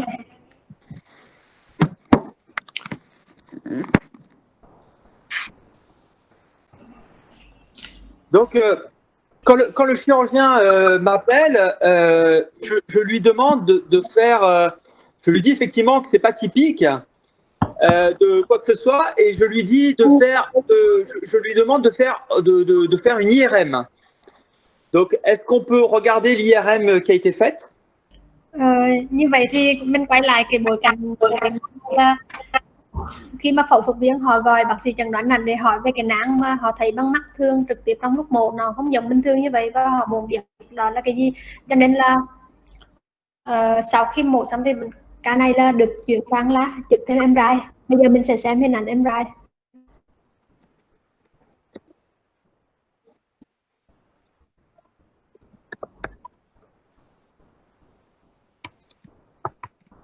Alors ça, c'est l'axial T2. Alors on peut voir alors la vésicule a été enlevée. Hein, on voit bien que la vésicule, elle n'est plus là.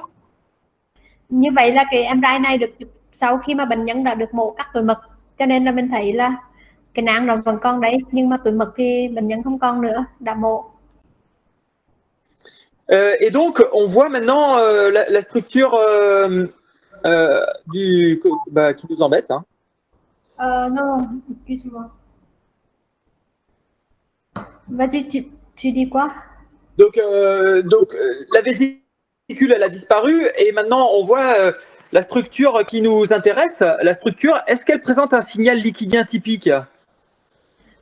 Như vậy thì trên hình ảnh MRI đây là chuỗi xung T2 thì anh bị tín hiệu cấu trúc dàn nang mà mình đã thấy ở trên CT đó thì tín hiệu đấy nó thể hiện cái tín hiệu của gì?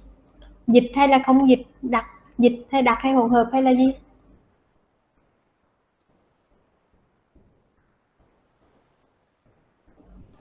Mời Kim trả lời. Kim cao học 2. Dạ thưa chị là em thấy là không ở đây là cấu trúc đặc, không có tín hiệu dịch ở trên chỗ T2. Rồi không dịch. J'appelais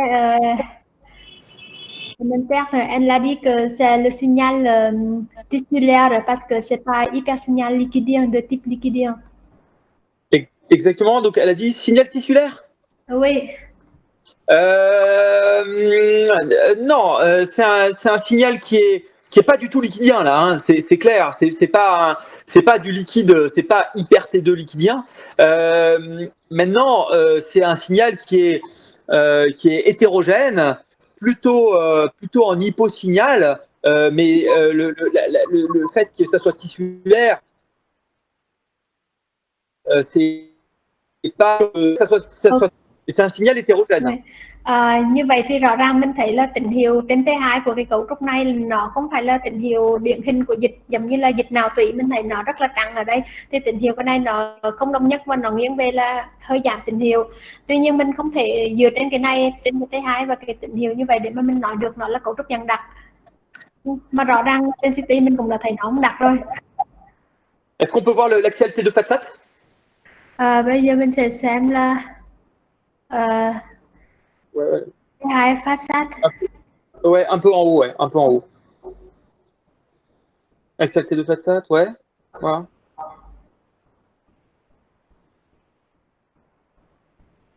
Đây là chữ sung T2 xóa mở.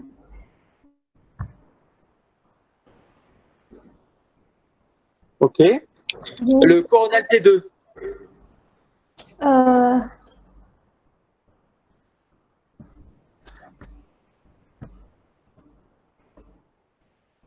Đây là T2 corona.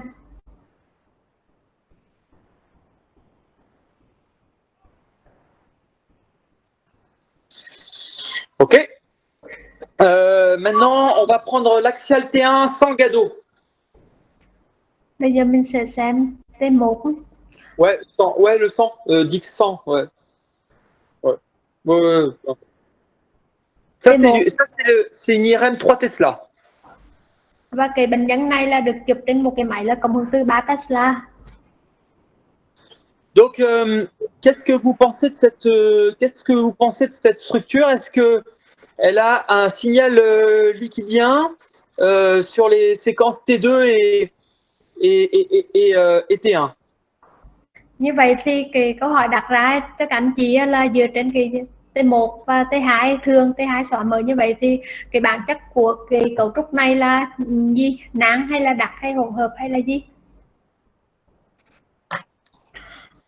Mời Hưng nội trụ bá. Hưng ơi, cho ý kiến.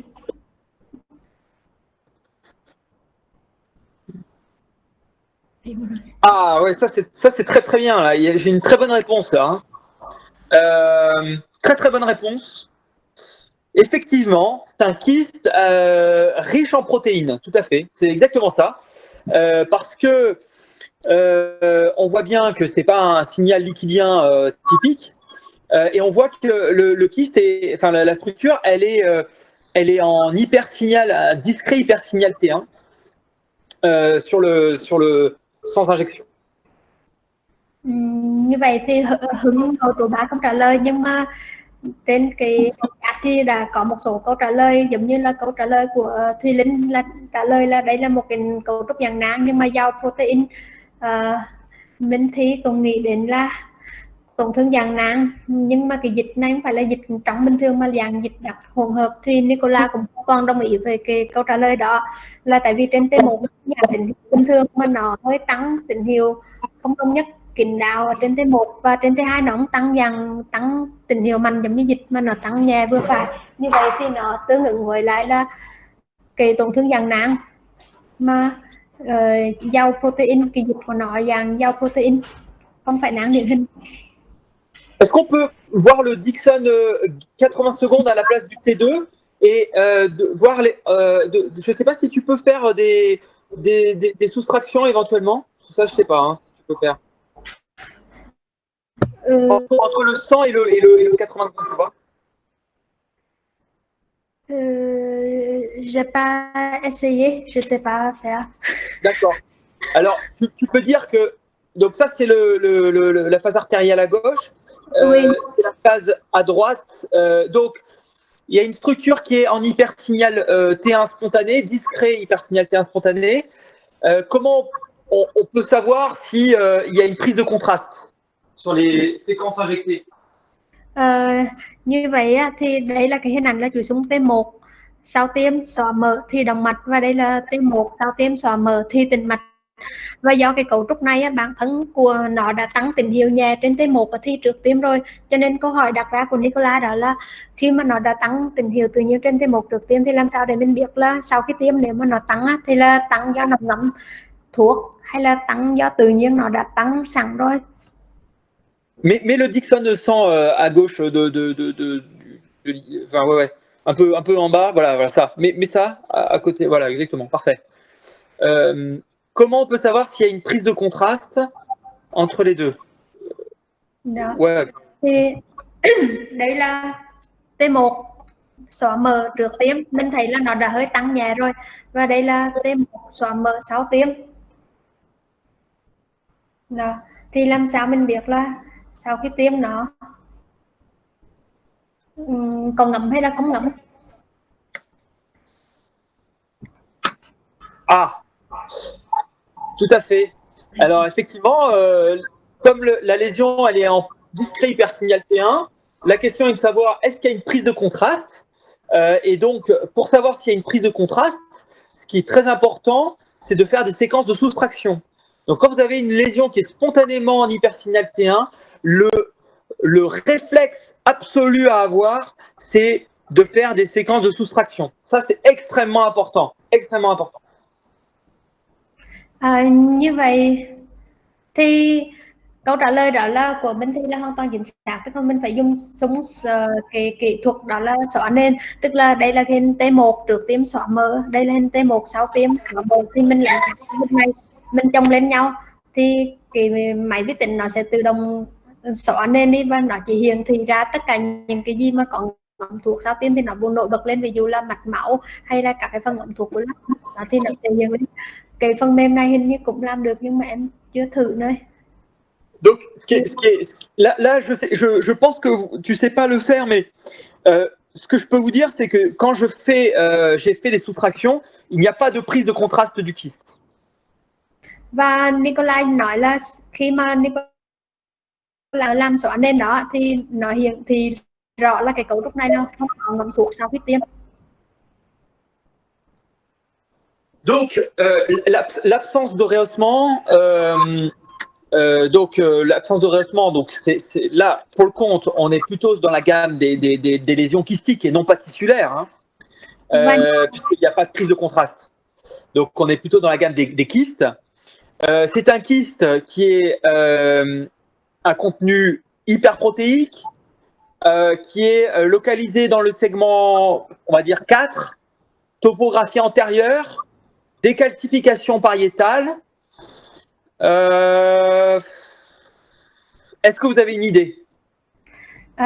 Tóm tắt lại là cái cấu trúc tổn thương ở gan này nó nằm ở hạ phân thùy 4, nó có đặc điểm là bản chất là dạng nang nhưng mà dịch đặc do protein, do nó tăng tín hiệu trên T1 và giảm tín hiệu không phải dạng dịch ở trên T2, và nó không ngậm thuốc sau tiêm, nằm ở hạ phân thùy 4. Như vậy thì tất cả tổng hợp tất cả những cái đặc điểm này thì sẽ làm cho các anh chị gợi ý đến cái chẩn đoán gì?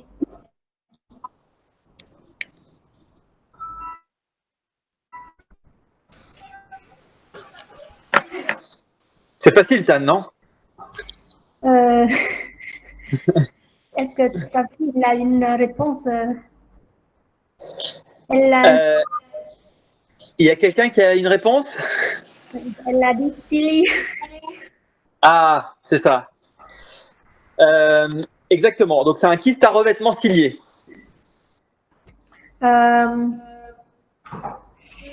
Thùy Linh đã trả lời một cách kín đáo, nhưng mà chính xác đó là cái nang này là cái nang gọi là cái nang không biết dịch gì, nhưng mà nó là cái nang tồn dư của cái bẩm sinh, một cái nang còn gặp lại của cái phôi thai.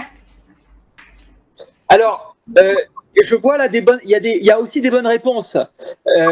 Le cystadénome biliaire, ça peut aussi donner cet aspect-là. Mais par contre, ce qui est assez caractéristique du kyste à revêtement cilié, c'est la topographie vraiment du segment 4 antérieur unique, ça, c'est tout à fait caractéristique d'un kyste à revêtement cilié. Thì Nicola nói là cái câu trả lời của bằng Hưng nội trú là nghĩ đến là cystadenoma mật á, thì cũng có thể, nhưng mà cái cấu trúc dạng nang này nó đặc biệt hơn do cái vị trí của nó là cái vị trí ở hạ phân thủy 4 kèm theo là vối hóa, kèm theo là những cái đặc tính về tín hiệu là giàu protein như vậy, thì nó điển hình cho một cái chẩn đoán nang khác, đó là cái nang mà dạng nhung mao lông mao còn tồn dư cái vôi thai hơn là so với là cái adenoma mật. Alors, est-ce qu'on peut mettre le cours du coup? J'avais fait un petit diapo. Pardon? J'avais fait un petit diapo en PDF. J'avais fait un petit PDF en plus. Tu peux partager ton écran? Tu veux que... Ouais, je l'avais envoyé tout à l'heure, le cas, le PDF. Mais sinon, je peux essayer de partager mon écran, mais... Par email? Oui, j'ai fait. 2 secondes. Chị dịch giùm em những em có em ra cấp cứu.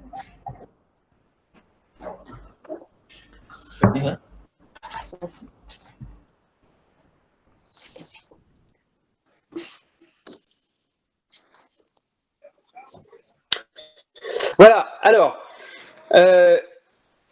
là c'est un autre cas, effectivement. Nodule du segment 4, isolé, topographie antérieure.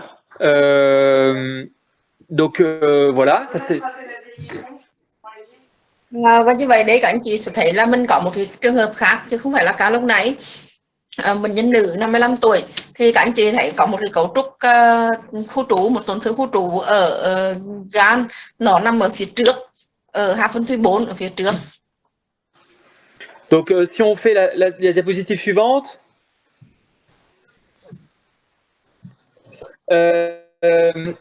Donc vous voyez toujours cet aspect. Alors là, il y a en plus il y a un aspect un petit peu de nodule d'un nodule, mais c'est la composition hyperprotéique en hypersignal T1 spontané. C'est aussi tout à fait évocateur là du diagnostic. Non, pardon, je suis un peu perdu. Non. On voit la composante, en fait, la composition en hypersignal T1 spontané, une lésion qui n'est pas franchement en hypersignal T2 liquidien, hein, c'est clair, mais par contre, qui ne se rehausse pas du tout sur la phase après Gado. D'accord. Tức là các anh chị thấy rằng đây có một cái tổn thương mà có một cái phần có hơi tăng tín hiệu ở trên chuỗi xuống T1, nó không thực sự là tăng tín hiệu hoàn toàn ở đông nhất ở trên T2, và trên cái T1 phát sát này nó cũng thấy xóa mỡ thì nó cũng không giảm đi đáng kể, và một điều đặc biệt đó là trên cái T1 phát sát mà sau tiêm thì thấy nó hoàn toàn không có ngấm thuốc ở cái phần này. Donc la diapositive suivante. Alors, encore un petit peu celle d'après. Donc, effectivement, les diagnostics qui avaient été évoqués, c'est le kyste biliaire, enfin, qui est appelé kyste biliaire, mais c'est pas du tout, il n'y a pas de bile, mais c'est un kyste qui est hémorragique, éventuellement un kyste hydatique, pourquoi pas, un cystadénome biliaire, pourquoi pas, mais la topographie donc, du segment 4, topographie antérieure, elle est très, très, très évocatrice d'un kyste à revêtement cilié.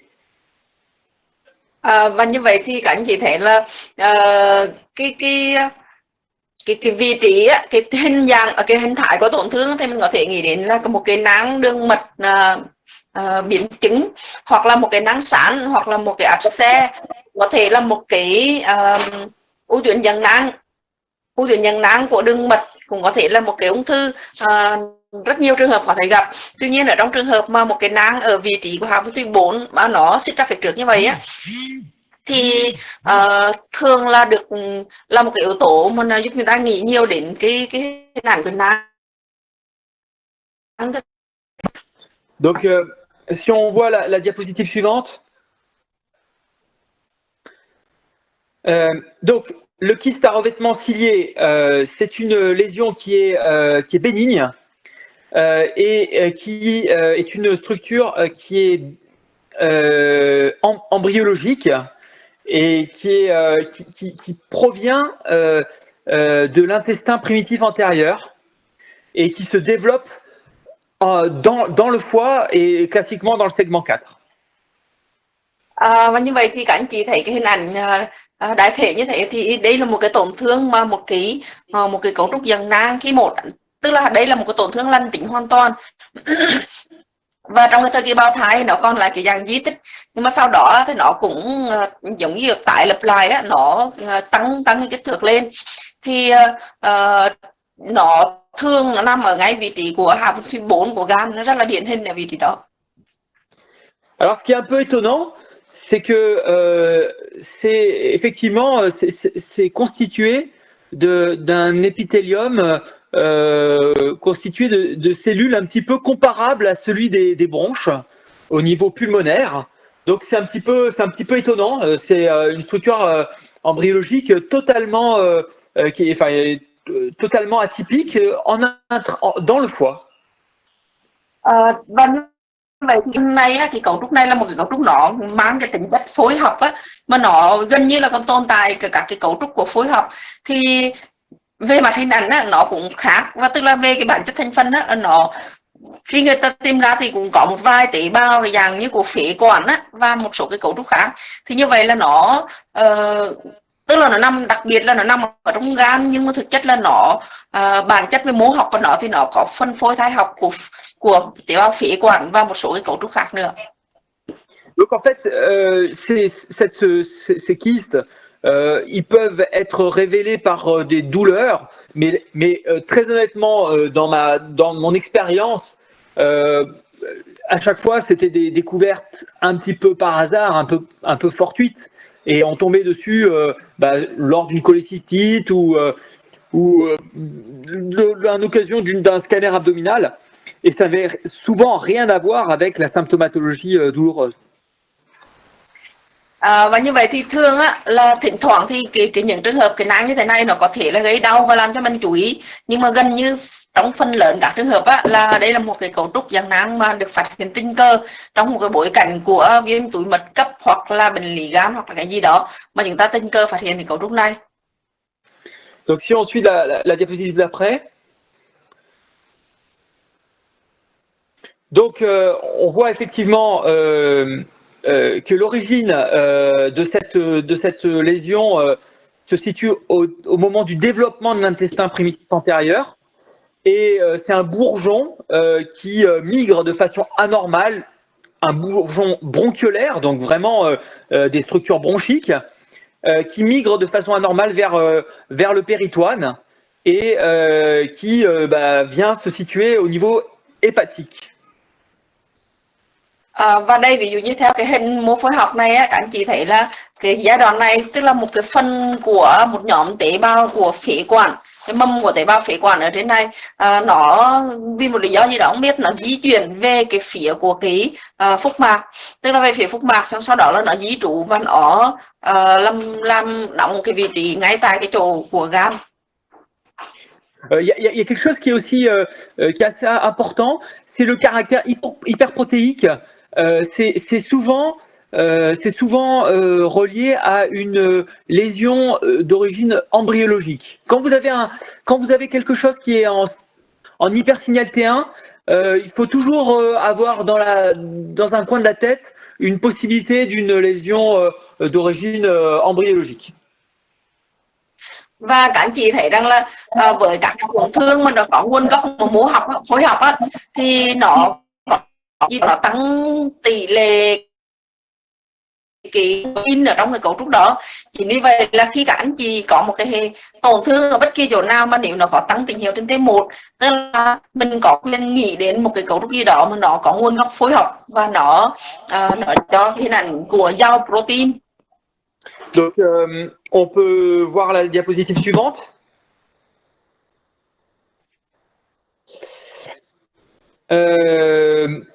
Donc, juste effectivement dans les diagnostics différentiels, toujours discuter le kyste hépatique compliqué, notamment le kyste hémorragique, un kyste hydatique éventuellement, un cystadénome biliaire, pourquoi pas, ou éventuellement des métastases kystiques.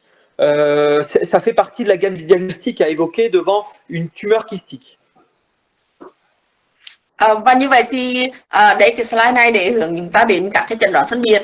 Đương nhiên mình có thể hướng đến một cái nang đường mật biến chứng hoặc là xuất huyết hoặc là một cái nang sán, cũng có thể là một cái di căn dạng nang vân vân. Tức là nhiều cái trường hợp chúng ta có thể đặt ra để mà chẩn đoán phân biệt trong cái bối cảnh này. Alors, si on voit la diapositive suivante. Hop. Donc, c'est souvent effectivement donc le kyste à revêtement cilié, souvent il mesure moins de 5 cm. La concentration hyperprotéique, éventuellement des calcifications pariétales, c'est le cas de notre dossier. Par contre, le risque quand même, c'est potentiellement un risque de dégénérescence. Donc, il faut quand même les enlever, ces lésions. D'accord. Tức là ở đây các anh chị thấy có một số điểm là khá là điển hình của khá là dễ nhận ra cái cấu trúc này. Tức là ngoài cái hạt phân thủy 4 ra thì thường là kích thước của nó là dưới 5 cm, có thể là lớn hơn nhưng mà ít. Và cái vối hóa ở trên thân của cái cấu trúc dạng nang này thì giống như trường hợp cái cá của mình đang có, đó là vối hóa thành nang. Thì các cái tổn thương này nó có một cái tỷ lệ thoái triển, cái tỷ lệ mà nó diễn tiến thành ung thư á, mặc dù rất là ít nhưng mà nó có cái tỷ lệ đó, thành ra là người ta vẫn khuyên là mình mổ cắt cái nang này đi. Et donc, pour terminer, donc c'est la dernière diapo. Donc, toujours penser à un kyste à revêtement cilié devant une structure kystique du segment 4 avec un contenu hyperprotéique. Voilà. Và như vậy thì các anh chị để mà kết thúc lại cái bài này thì các anh chị thấy rằng là với một cái cấu trúc dạng nang ở hạt phân thủy 4 và có các cái đặc điểm như là thầy vừa nói lúc nãy á, thì mình nghĩ đến một cái nang tồn dư của cái phần phối học. Les diagnostics différentiels, le kyste hépatique remanié, le cystadénome, éventuellement le kyste hydatique et la métastase kystique. Như vậy thì 4 cái chẩn đoán phân biệt mà chúng ta hay cần phải để ý đó là các cái nang mật xuất huyết, cái u tuyến dạng nang của đường mật, hoặc là cái nang sán và cái nang của di căn dạng nang thì chúng ta cần phải đưa ra để chẩn đoán phân biệt. Mais je répète que le diagnostic, enfin l'argument extrêmement important dans ce dossier, c'est la topographie du segment 4, la partie antérieure du segment 4, avec un aspect un peu protrusif en dehors du foie. Ça, c'est extrêmement évocateur du diagnostic et ça doit vous faire vraiment penser à un revêtement cilié. Và như vậy thì các anh chị thấy rằng có một cái điểm mà rất là lưu ý để cho chúng ta là định hướng tới cái này, đó là cái vị trí của cái tổn thương nó nằm ở hạt phân thủy 4 và cái cấu trúc dạng nang này nó hơi làm đẩy lôi cái bờ gan ra ngoài. Thì như vậy là đó là một cái yếu tố mà thực sự rất là gợi ý cho chúng ta chẩn đoán cái nang này. Et donc c'est pas un kyste bénin parce que enfin c'est pas un kyste qu'il faut négliger parce que il y a des risques de dégénérescence et donc il faut en parler au chirurgien pour qu'il puisse l'enlever. Và như vậy thì đây là một cái nang mà nó không hoàn toàn là một cái nang lành tính, nó có thể là thoái hóa theo cái hướng là cái carcinoma của biểu mô. Chính vì vậy là chúng ta cần phải đặt vấn đề với phẫu thuật viên để lấy nó ra càng sớm càng tốt. Voilà. Est-ce que vous avez des questions sur ce sujet? Merci beaucoup. Tức là thầy vừa xong trình bày xong cái phần của bài giảng và cũng như các cái lâm sàng, thì các anh chị em có cái câu hỏi gì thì đặt câu hỏi để thầy có thể trả lời. Quelle belle maison. C'est à la maison? Oui, là c'est. C'est vraiment belle. Tức là anh chị em đặt câu hỏi đi. C'est la montagne derrière. Oh, Ouais, oui, super. la belle vue, C'est la génial. belle vue. Ouais, La belle vue, c'est toi. très, très bonne. Il fait un peu moins chaud que chez vous, hein. Mais bon, j'ai mis le. La question, c'était dans le cas tout à l'heure avec le kiss revêtement. Mais pourquoi dans le cas, elle a déjà cystectomie, mais elle vu le kiss dans le foie, mais elle n'a pas l'enlever en même temps. Effectivement, c'est une bonne question. En fait, alors, c'est pas moi qui avais vu le dossier initialement. Ce kyste, en fait, avait été décrit comme un kyste simple. Alors qu'en fait, quand on regarde le scanner attentivement, on se rend compte que c'est pas un kyste simple. Il y a des calcifications pariétales, la topographie, le caractère dense. Donc tout ça, c'est atypique, mais ça avait été décrit comme typique. Donc il y avait une erreur en fait du radiologue qui avait pas décrit le kyste convenablement. Donc le chirurgien avait regardé rapidement les images, il s'en était pas inquiété. Et quand il a vu pendant l'opération, il était surpris et il voulait pas éventuellement passer à côté d'autres diagnostics comme le kyste hydatique par exemple. Et donc avant de l'opérer, il m'a demandé en fait de mon avis. Et effectivement, moi, donc pendant qu'il était en train d'opérer, j'ai regardé les images. Et du coup, je lui ai dit effectivement, c'est atypique. Je pense il faut pas le toucher. Il faut faire une IRM. Comme ça, on pourra te dire exactement si c'est un cyste adénome, si c'est un kyste éventuellement hémorragique. Mais en tout cas, il faut pas faire de. Moi, je lui ai dit de pas le toucher avant d'avoir une IRM. Et en fait, sur l'IRM était typique et donc elle a été opérée secondairement. Và như vậy thì trong trường hợp này thầy nói rằng là cái cá này không phải là thầy là người đầu tiên đọc cái cá này, thành ra là hơi bị động một chút, bởi vì là khi những tức là với hình ảnh mà bây giờ mình hồi cứu mình nhìn lại á thì rõ ràng là đó là một cái nang không điển hình, nhưng mà có một cái lỗi của bác sĩ chẩn đoán ảnh trong trường hợp này là ngay đầu tiên là đã đọc nó như một cái nang điển hình ở gan. Chính vì vậy là bệnh nhân được chuyển mổ với cái là viêm túi mật cấp mà không nghĩ gì tới cái chuyện là một cái nang bất thường ở gan hết. Và trong cái quá trình mổ á, thì khi bác sĩ phẫu thuật viên ngoài tiêu hóa phát hiện ra là cái nang đó nó bất thường thì mới gọi và báo cho bên chẩn đoán ngành.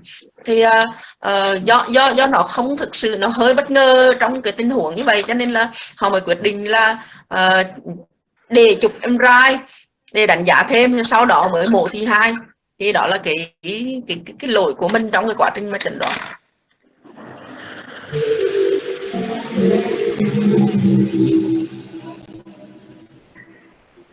Est-ce que vous avez d'autres questions? Các anh chị có câu hỏi gì không ạ? Các anh chị nếu muốn có câu hỏi thì mời camera lên để chào nhau một tiếng.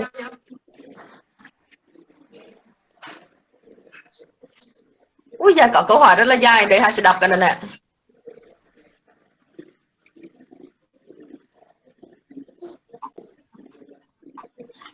Bác sĩ Trang có đó không? Chị Trang ơi.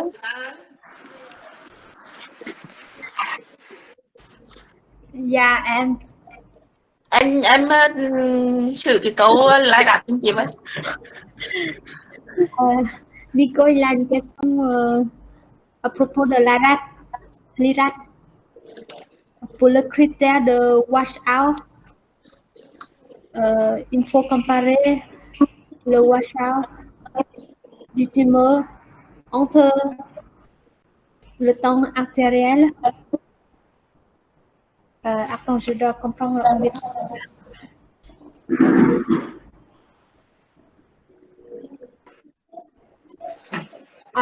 Ok, donc il a une question. Quand tu fais une scanner ou une IRM hépatique sur une sérotique, tu as une lésion focale et tu as le temps sanguin. le temps artériel, le temps portal. Donc, pour dire la lésion a présence le washout, tu vas comparer la densité entre le temps portal et le temps artériel, où c'est le temps portal et le parenchyme hépatique adjacent au temps portal aussi. Tu comprends? Donc en fait, la question c'est sur les carcinomes hépatocellulaires, hein, si j'ai bien compris. C'est pour appliquer les critères de l'IRAD, wash out ou non wash out.